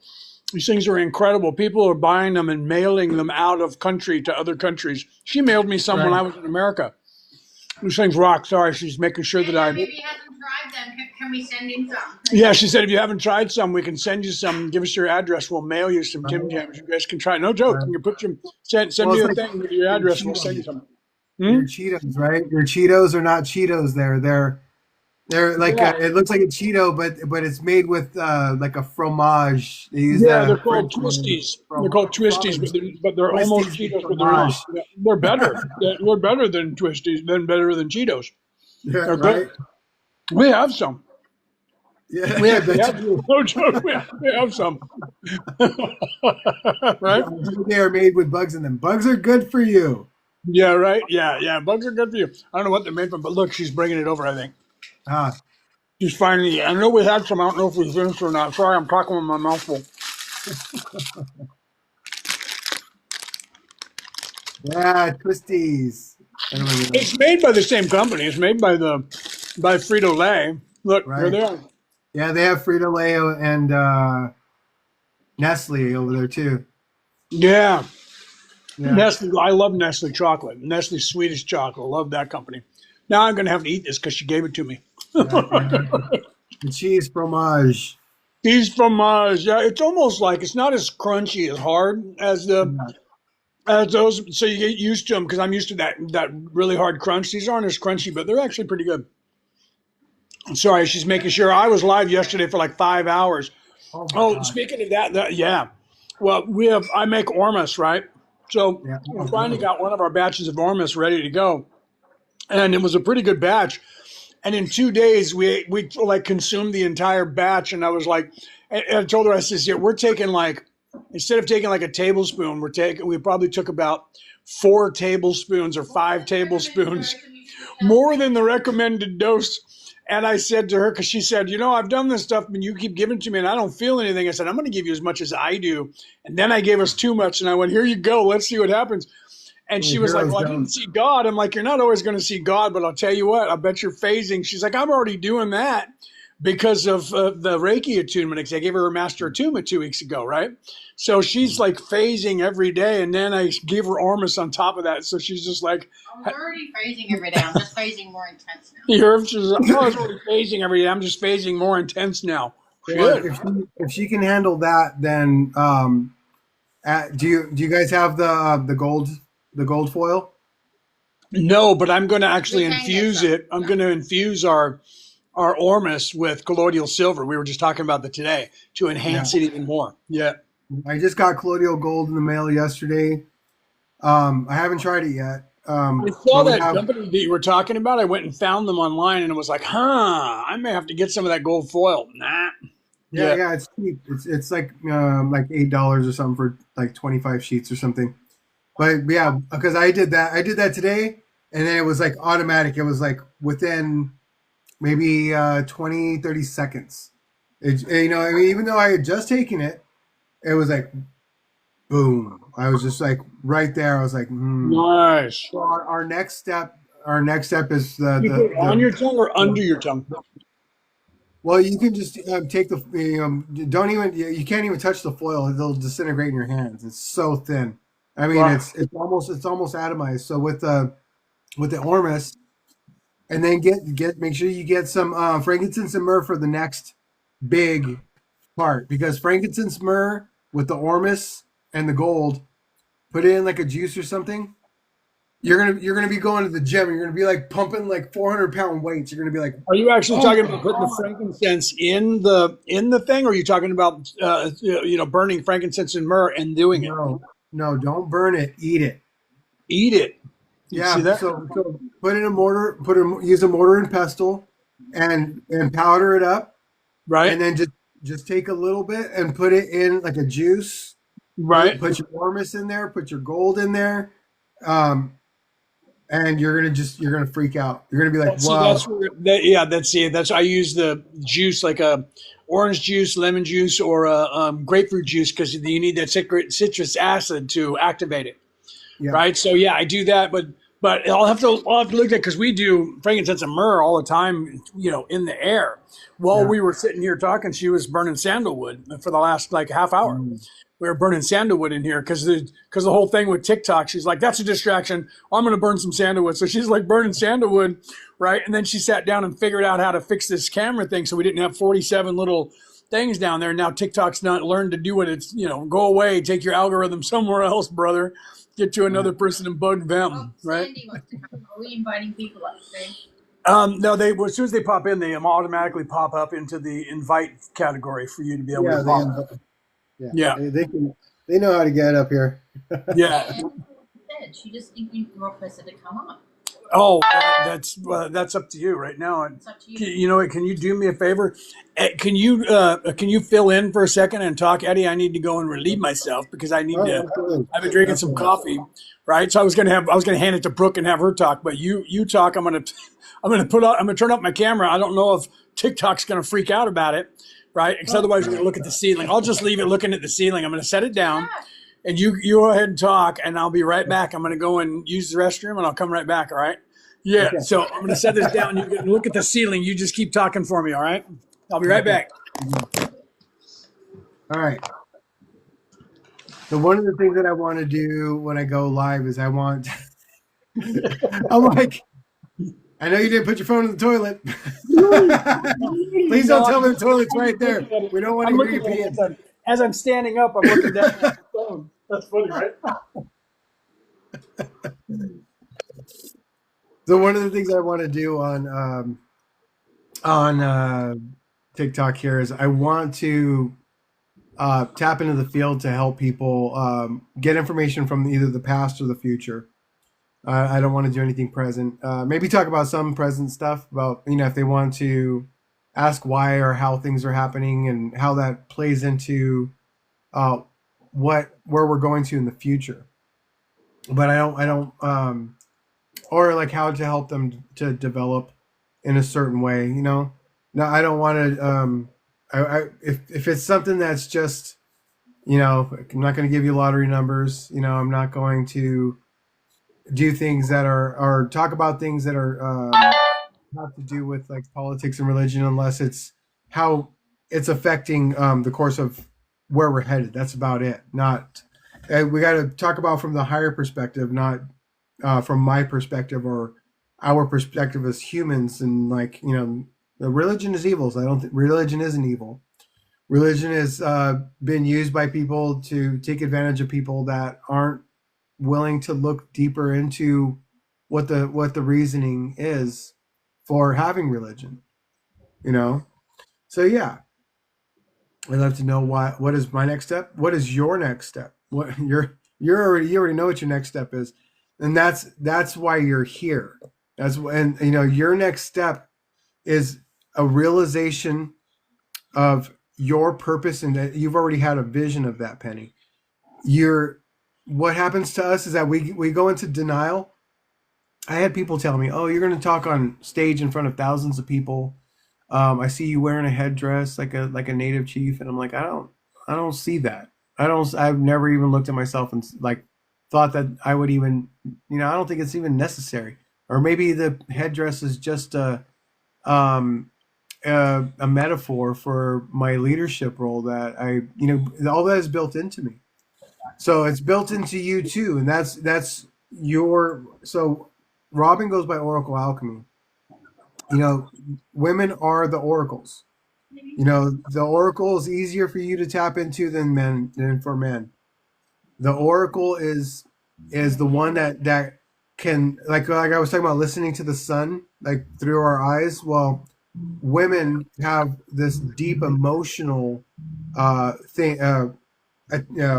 experience, to where when you tap into that, you can tap into the spiritual, because those emotions, how the emotions in a woman, a lot of women say that their emotions are chaotic, and there's a reason for that. Is because it's attached to the field of potential, the spiritual field, and what spirit is essence, right? Yes. And essence doesn't have order.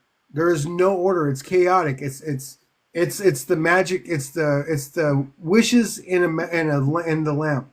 It's not the lamp itself. It's the wishes in the lamp. So it's infinite. Women are connected to that. So when women can connect to that, your emotions in a way that takes you into the spirit realm. I don't want to say world, because it's not a world. It's not a world. Yeah, it's hardly a realm. It's hardly even a realm. What it is it's a feeling. It's a field that you can feel, and you tap into it, when you tap into it, it'll that's one way that you'll get information. And this is what the queens and the kings used to do. I think we talked about this before. The queens would go into they'd go into ceremony, and then they would tap into that. And it's very chaotic. I mean, they're not just sitting there going, "Oh, this feels so good." They're crying, screaming, yelling. It gets, and they're invoking the spiritual essence. And when they do that, then there's a calm. Yeah. And in that calm place is where they receive all the information on how civilization is going to become civil again. When there's like disorder and so when they come back and they realize what the information is, they tell the king.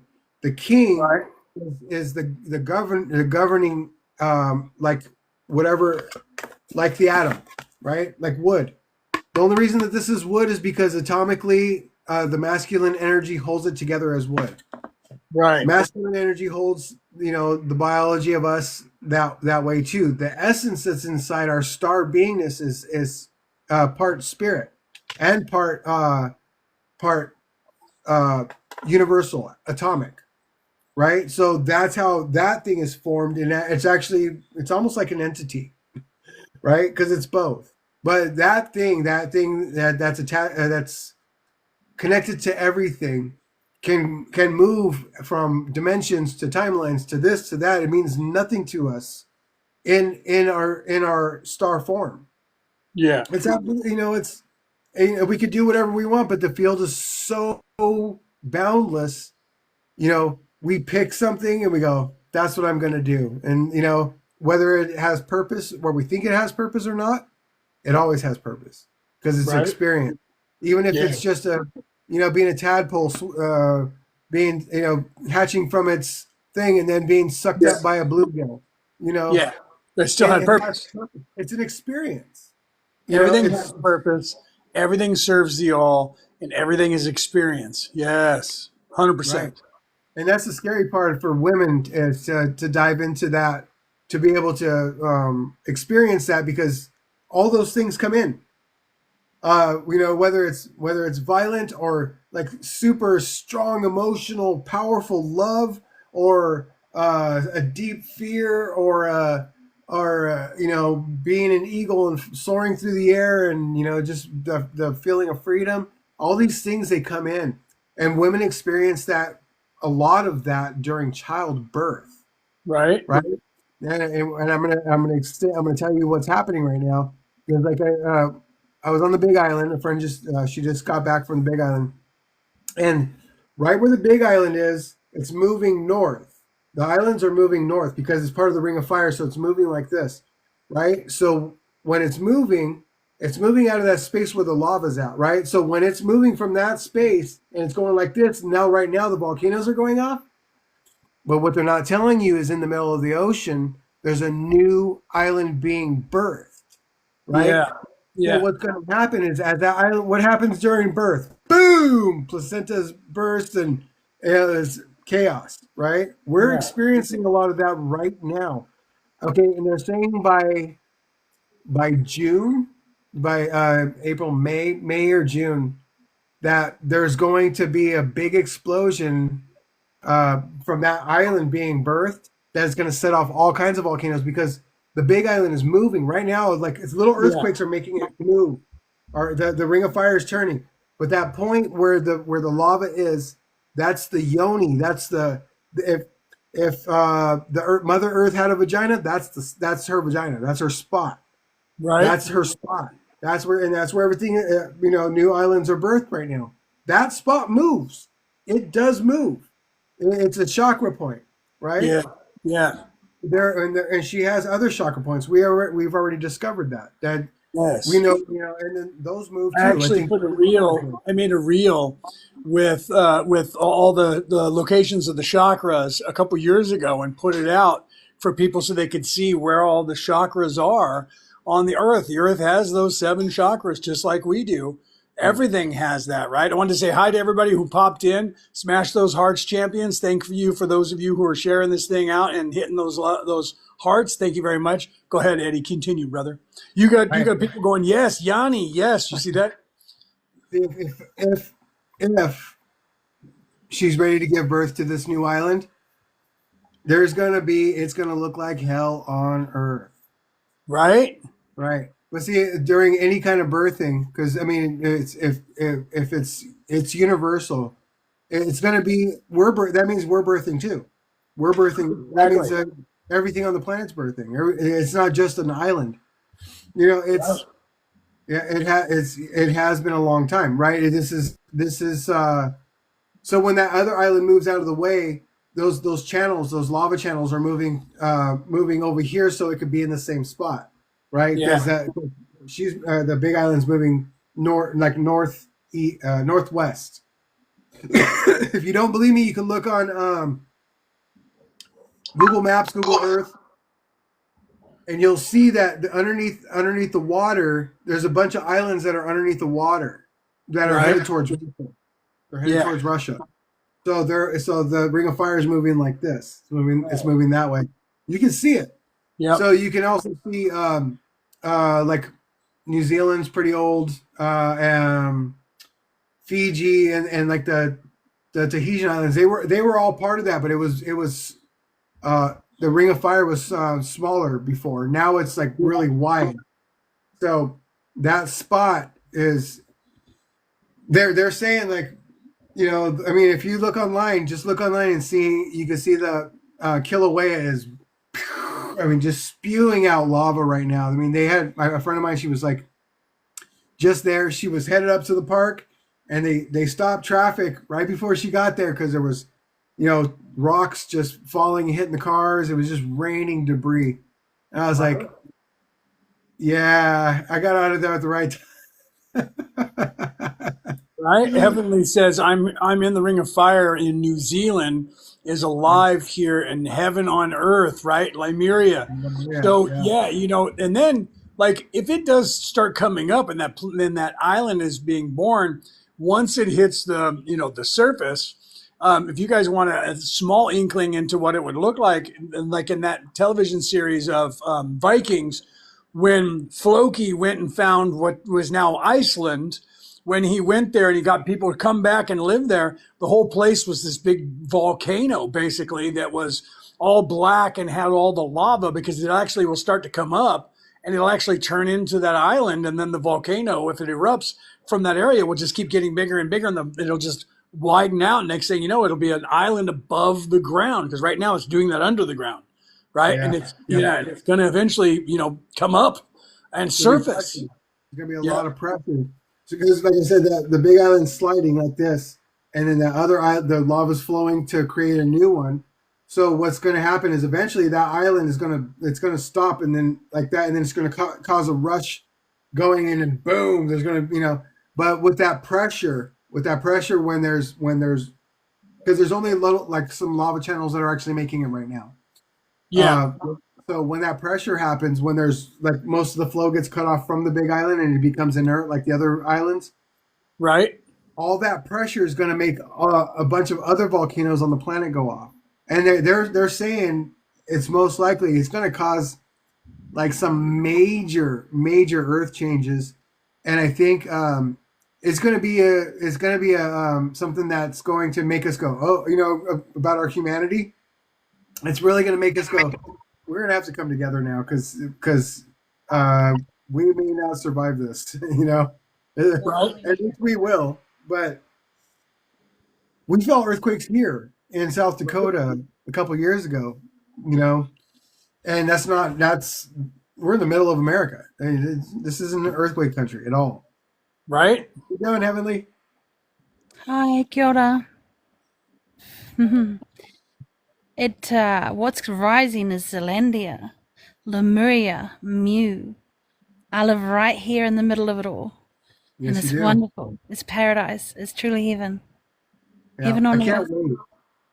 I would love to come. I'm here in New South Wales, Australia. I would love to come over and see you guys in New Zealand one day. my wife and I are going to go there because we know it's beautiful. It's beautiful enough here. And you guys, everything I've ever seen in movies or on television about what New Zealand looks like, I'm like, that is paradise. That would be, if you were looking at, the Eden on this world, my opinion, it's there. Yeah. I lit up like a Christmas tree because it is here. This is truly it. This is the original blueprint. We went under the water long ago. They forgot about our continent, Zealandia. Lemuria, Mu means water. We're going back to the way of water as described in the Avatar movies. Okay? Everything is true. The tree of life was cut down. It's all here, but it's coming back again. What was once before will rise again. That's what's rising. And at the moment, the big dragon is under the reason they want it to keep cold is because the wing is frozen under Antarctica. But she's awake. She's rising again. She's breathing. It's so exciting. Everything that they... Yeah. As we move into that feminine energy, thank the gods that we're moving into Aquarius. We're moving into that feminine energy that is going to rise on this earth and balance this place in the way that it was supposed to have been balanced long ago, that these people are trying to distract everybody away from, to keep them in this third dimensional attitude of masculine warlike energy. It's about time that that's happening on this earth, but people out there need to be aware of it, right? Yes. Yeah, that gets me excited. I have a mermaid in me wants to squeal because fairy tales are true. I have mermaid DNA, fairy DNA, patapaiarehe.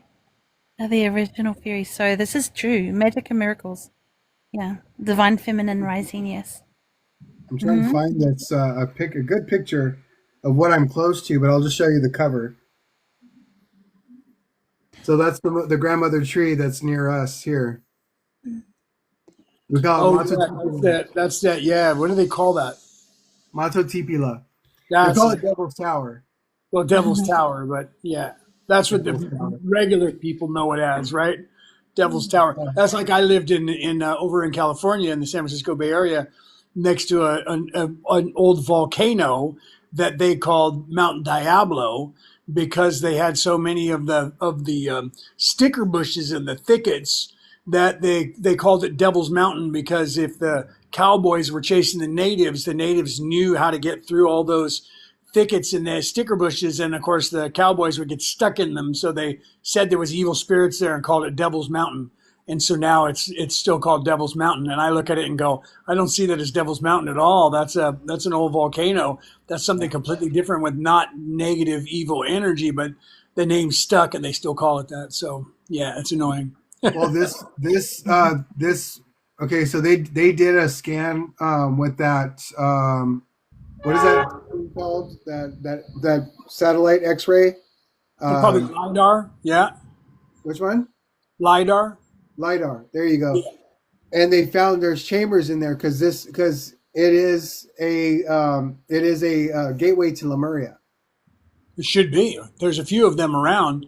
I'll bet that it is, right? I wouldn't doubt that. Over in California, Mount Shasta, right? Which is the red ray root chakra of the earth.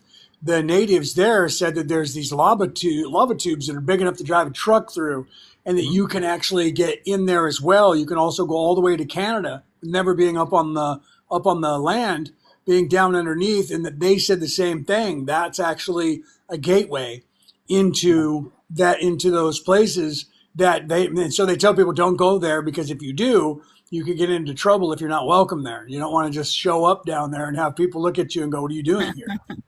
Well, see, she'll know about this.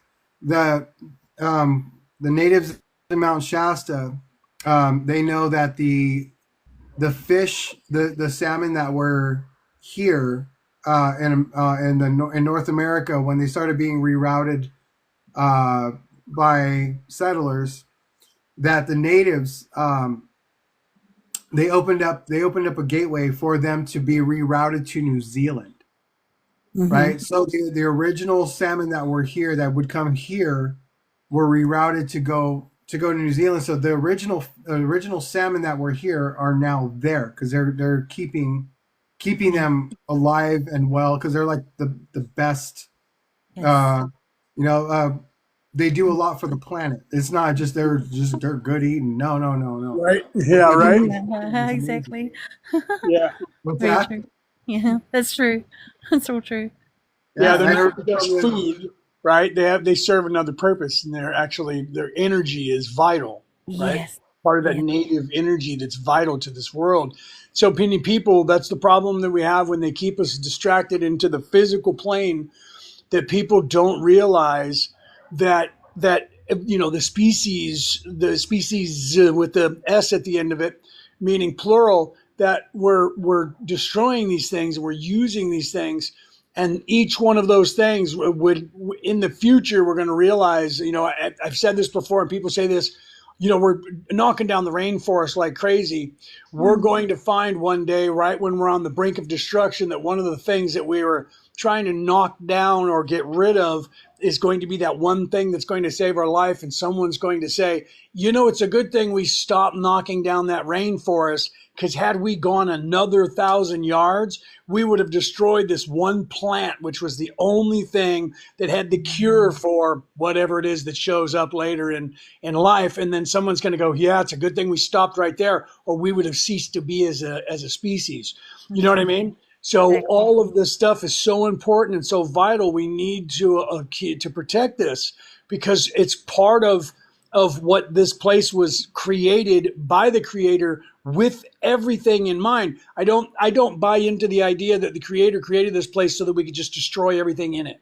I don't buy that. And some people believe that because they're locked into 3D. It's ours to do what we want with it, but it's also our responsibility to the future of this entire endeavor to continue to make sure this place is going to continue and be here, because this place was beautiful before we got here. And if we don't leave it beautiful, it's going to leave us. And it's going to leave us not beautiful. It's going to leave us unalive. Don't let me say a word that the algorithm won't like, and they'll diminish us again. Right?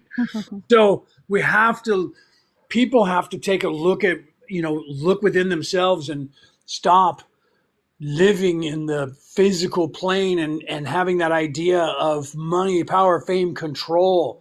They have to get out of that and get back to the earth and realize that when you feel the earth will stop looking at you as if you're its enemy. I tell people that when I teach them, you will start becoming in tune with the earth, and the next thing you know, you're going to walk by a tree and it's going to go, how you doing? Exactly. You know what I mean? Yeah, you're going to be sitting there, sorry, train going by outside. So you're going to be sitting there and a bird's going to land and it's going to look at you and think, uh-oh, a human. And then you're going to look at it and it's going to go, oh, you're not one of them. And you're going to go, what? That bird just looked at me like it knew me, because it does. You're now in tune with that bird. You don't know it, but you have become in tune with that bird. And that bird goes, oh, yeah, you're actually one of us. How you doing? And people go, yeah, that's weird. I was sitting there and this bird landed on my shoulder. And I looked at it and it just looked at me and then it flew away, because it knew that you were not a threat anymore, because you are starting to become in tune with nature, and it can feel that, because now your sacral chakra is hooked into the earth right where they are, and they can feel you.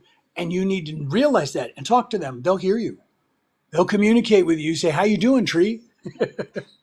He has a message. I want to hear your message, Heavenly. What's that? Heavenly has a message. I want to hear the message. Okay, please. You're very in tune that you knew that. Wow. Okay, you're good. Yes, I wanted to speak on Maori mythology and native people. It's okay. I know he's got his mouth closed. Okay, so what we're witnessing is the separation of Great Father Ranganui, Sky Father, and Papatuanuku, Mother Earth, coming together again, because they were separated long ago. So we've been fighting the spiritual war for eons and eons and eons and eons to bring Ranganui and Papatuanuku back together again. That's what we're witnessing. So the rise of the divine feminine, the rise of the divine Mother Earth, the new Earth, which is birthing now as we speak. I am helping to birth Mother Earth as a divine feminine. I spent 3 hours in the bath one day with my galactic healer friend who was born with no veil, and I was having her labor pains. But it's not painful, it's orgasmic. At the height of orgasm is the most powerful energy next to unconditional love, angelic resonant frequency, the purest love there is. So it's labor pains, yeah, but it's also pleasurable. Does it make sense to you? Yes. Within the universe, universal wisdom, universal knowledge is the truth of all that is. Yes. Ah, you see. Asine papa kia asina koto uya kia asina papa. No mama kia asila koto no mama piatia. That's it. Right? And literally listen to the words that she said. Think about what she just said. This is where we are moving into. This is what's happening. And these people who think they own this, these people who think they own you and me and all of this place, they don't own anything. And they're trying to stop you from realizing that this is what's happening. They need your focus. They need it away from that idea as hard as they can. And you need to realize that that's what they're doing to you. This is why I say the first step in avoiding a trap is knowing of its existence. They are trying to distract you so that you will not see these things. They are trying to keep your attention on whatever they can keep it on. Anything at all cost that is not nature, that is not looking within yourself, that is not expanding your consciousness to the realization that you are part of this place. You're not in this place is in you. You're not in the universe is in you. Once you start to realize the I am, you are I am, we are I am. When you start to realize that, then you look at this place and realize this place is your daughter, this place is your mother, this place is your brother, this place is your father, this place is you. You're not supposed to be destroying it because that's destroying yourself. And you don't realize that until you do. So they don't want you to know what she was just saying. They don't want you to know what Eddie was saying. They want you guys out there to only know what they're telling you. And what they're telling you is we're in charge and we own you and all that money needs to come to us and do your job and be a good little worker bee. That's all they want you to know. So you guys have to resist that. You have to become aware of it. And then you have to resist that. You have to then expand your consciousness by getting in touch with this part of you that you don't remember that is here waiting for you to wake up to it. And that part of you is everywhere you look at all times. It is nature itself. And that is what you are part of. That is who you are. You just don't remember it. You have to remember who you are and where you're from. And where are you from? You're from this planet. This planet is your mother. This is you. You need to see that and remember that.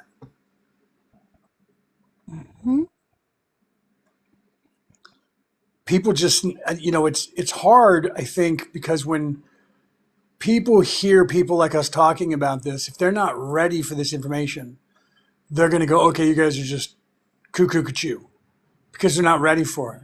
You know what I mean? They can't fathom it, so therefore you guys are talking about what?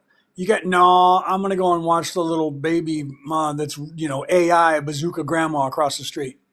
That's much more. This place is designed to give you what you desire. Your focus determines your reality.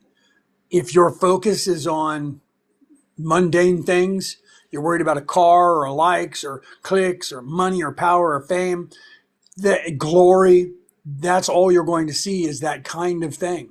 So you're never going to actually understand, not understand, because we don't stand under anyone. You'll never understand and comprehend what's going on. And that is exactly where they want to keep you. So if you allow that to happen, they'll distract you every day of your life and you will never look into yourself. You will never, but then you'll be sitting around saying, there's got to be something better than this. How come I don't understand? I don't know what I'm supposed to be doing here, but you're not looking.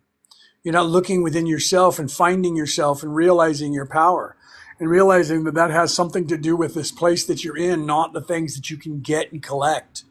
Because when you go, those things you collected are just going to sit.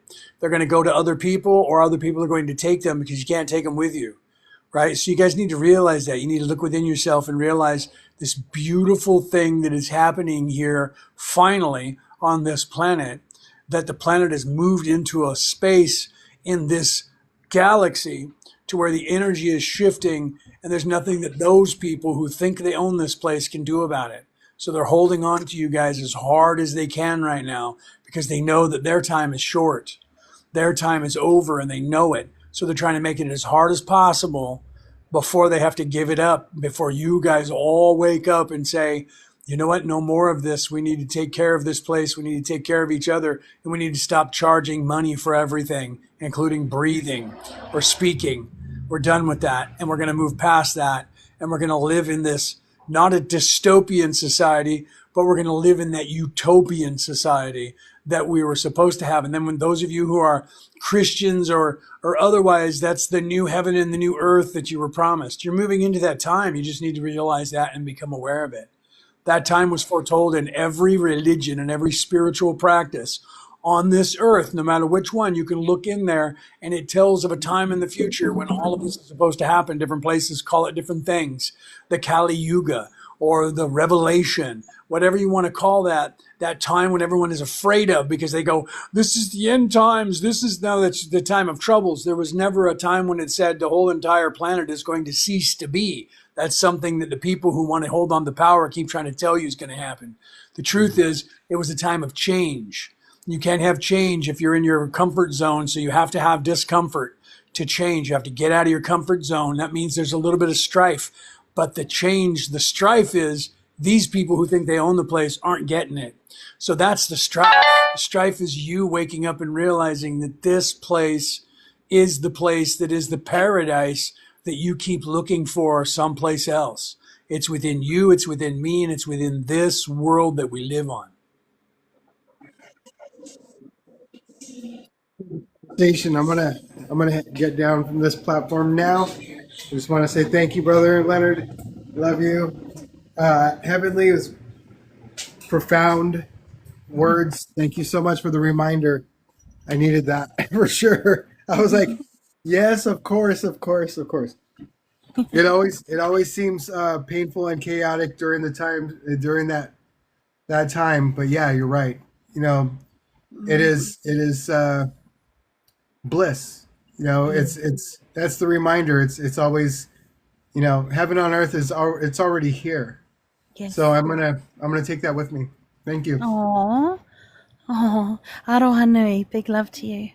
Aroha nui. Thank you for coming up, brother. Love you, brother.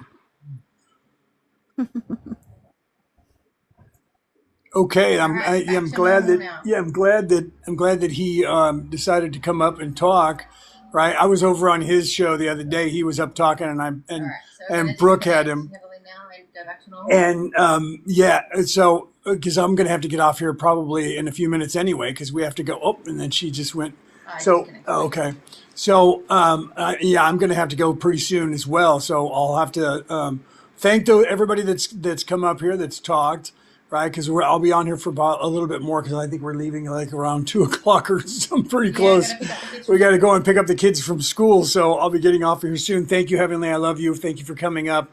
So I'll probably be heading out here because we got to go and get the kids in about half hour, so we're going to have to go. So I apologize to you guys for quickly. I kind of, when Eddie said that, I looked at the time and went, oh, we got to go anyways.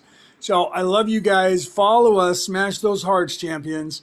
I love you guys. Follow us. I'll be back live. I don't know if I'll be back live today, but if not, I'll be back live tomorrow after the class, because I have a class to teach in the morning.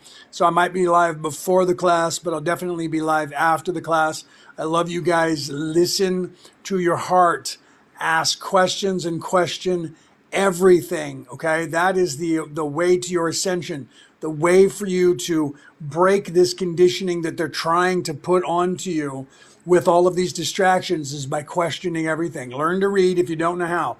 And if not, learn to find things on audio. Investigate, question everything. That is the secret to this place. That is how you start your ascension. Become in tune with nature instead of fighting against it. Get back to nature, love this planet, and love yourself. Most importantly, fix those things about yourself. Look within yourself, fix those things within yourself, and that will fix the world.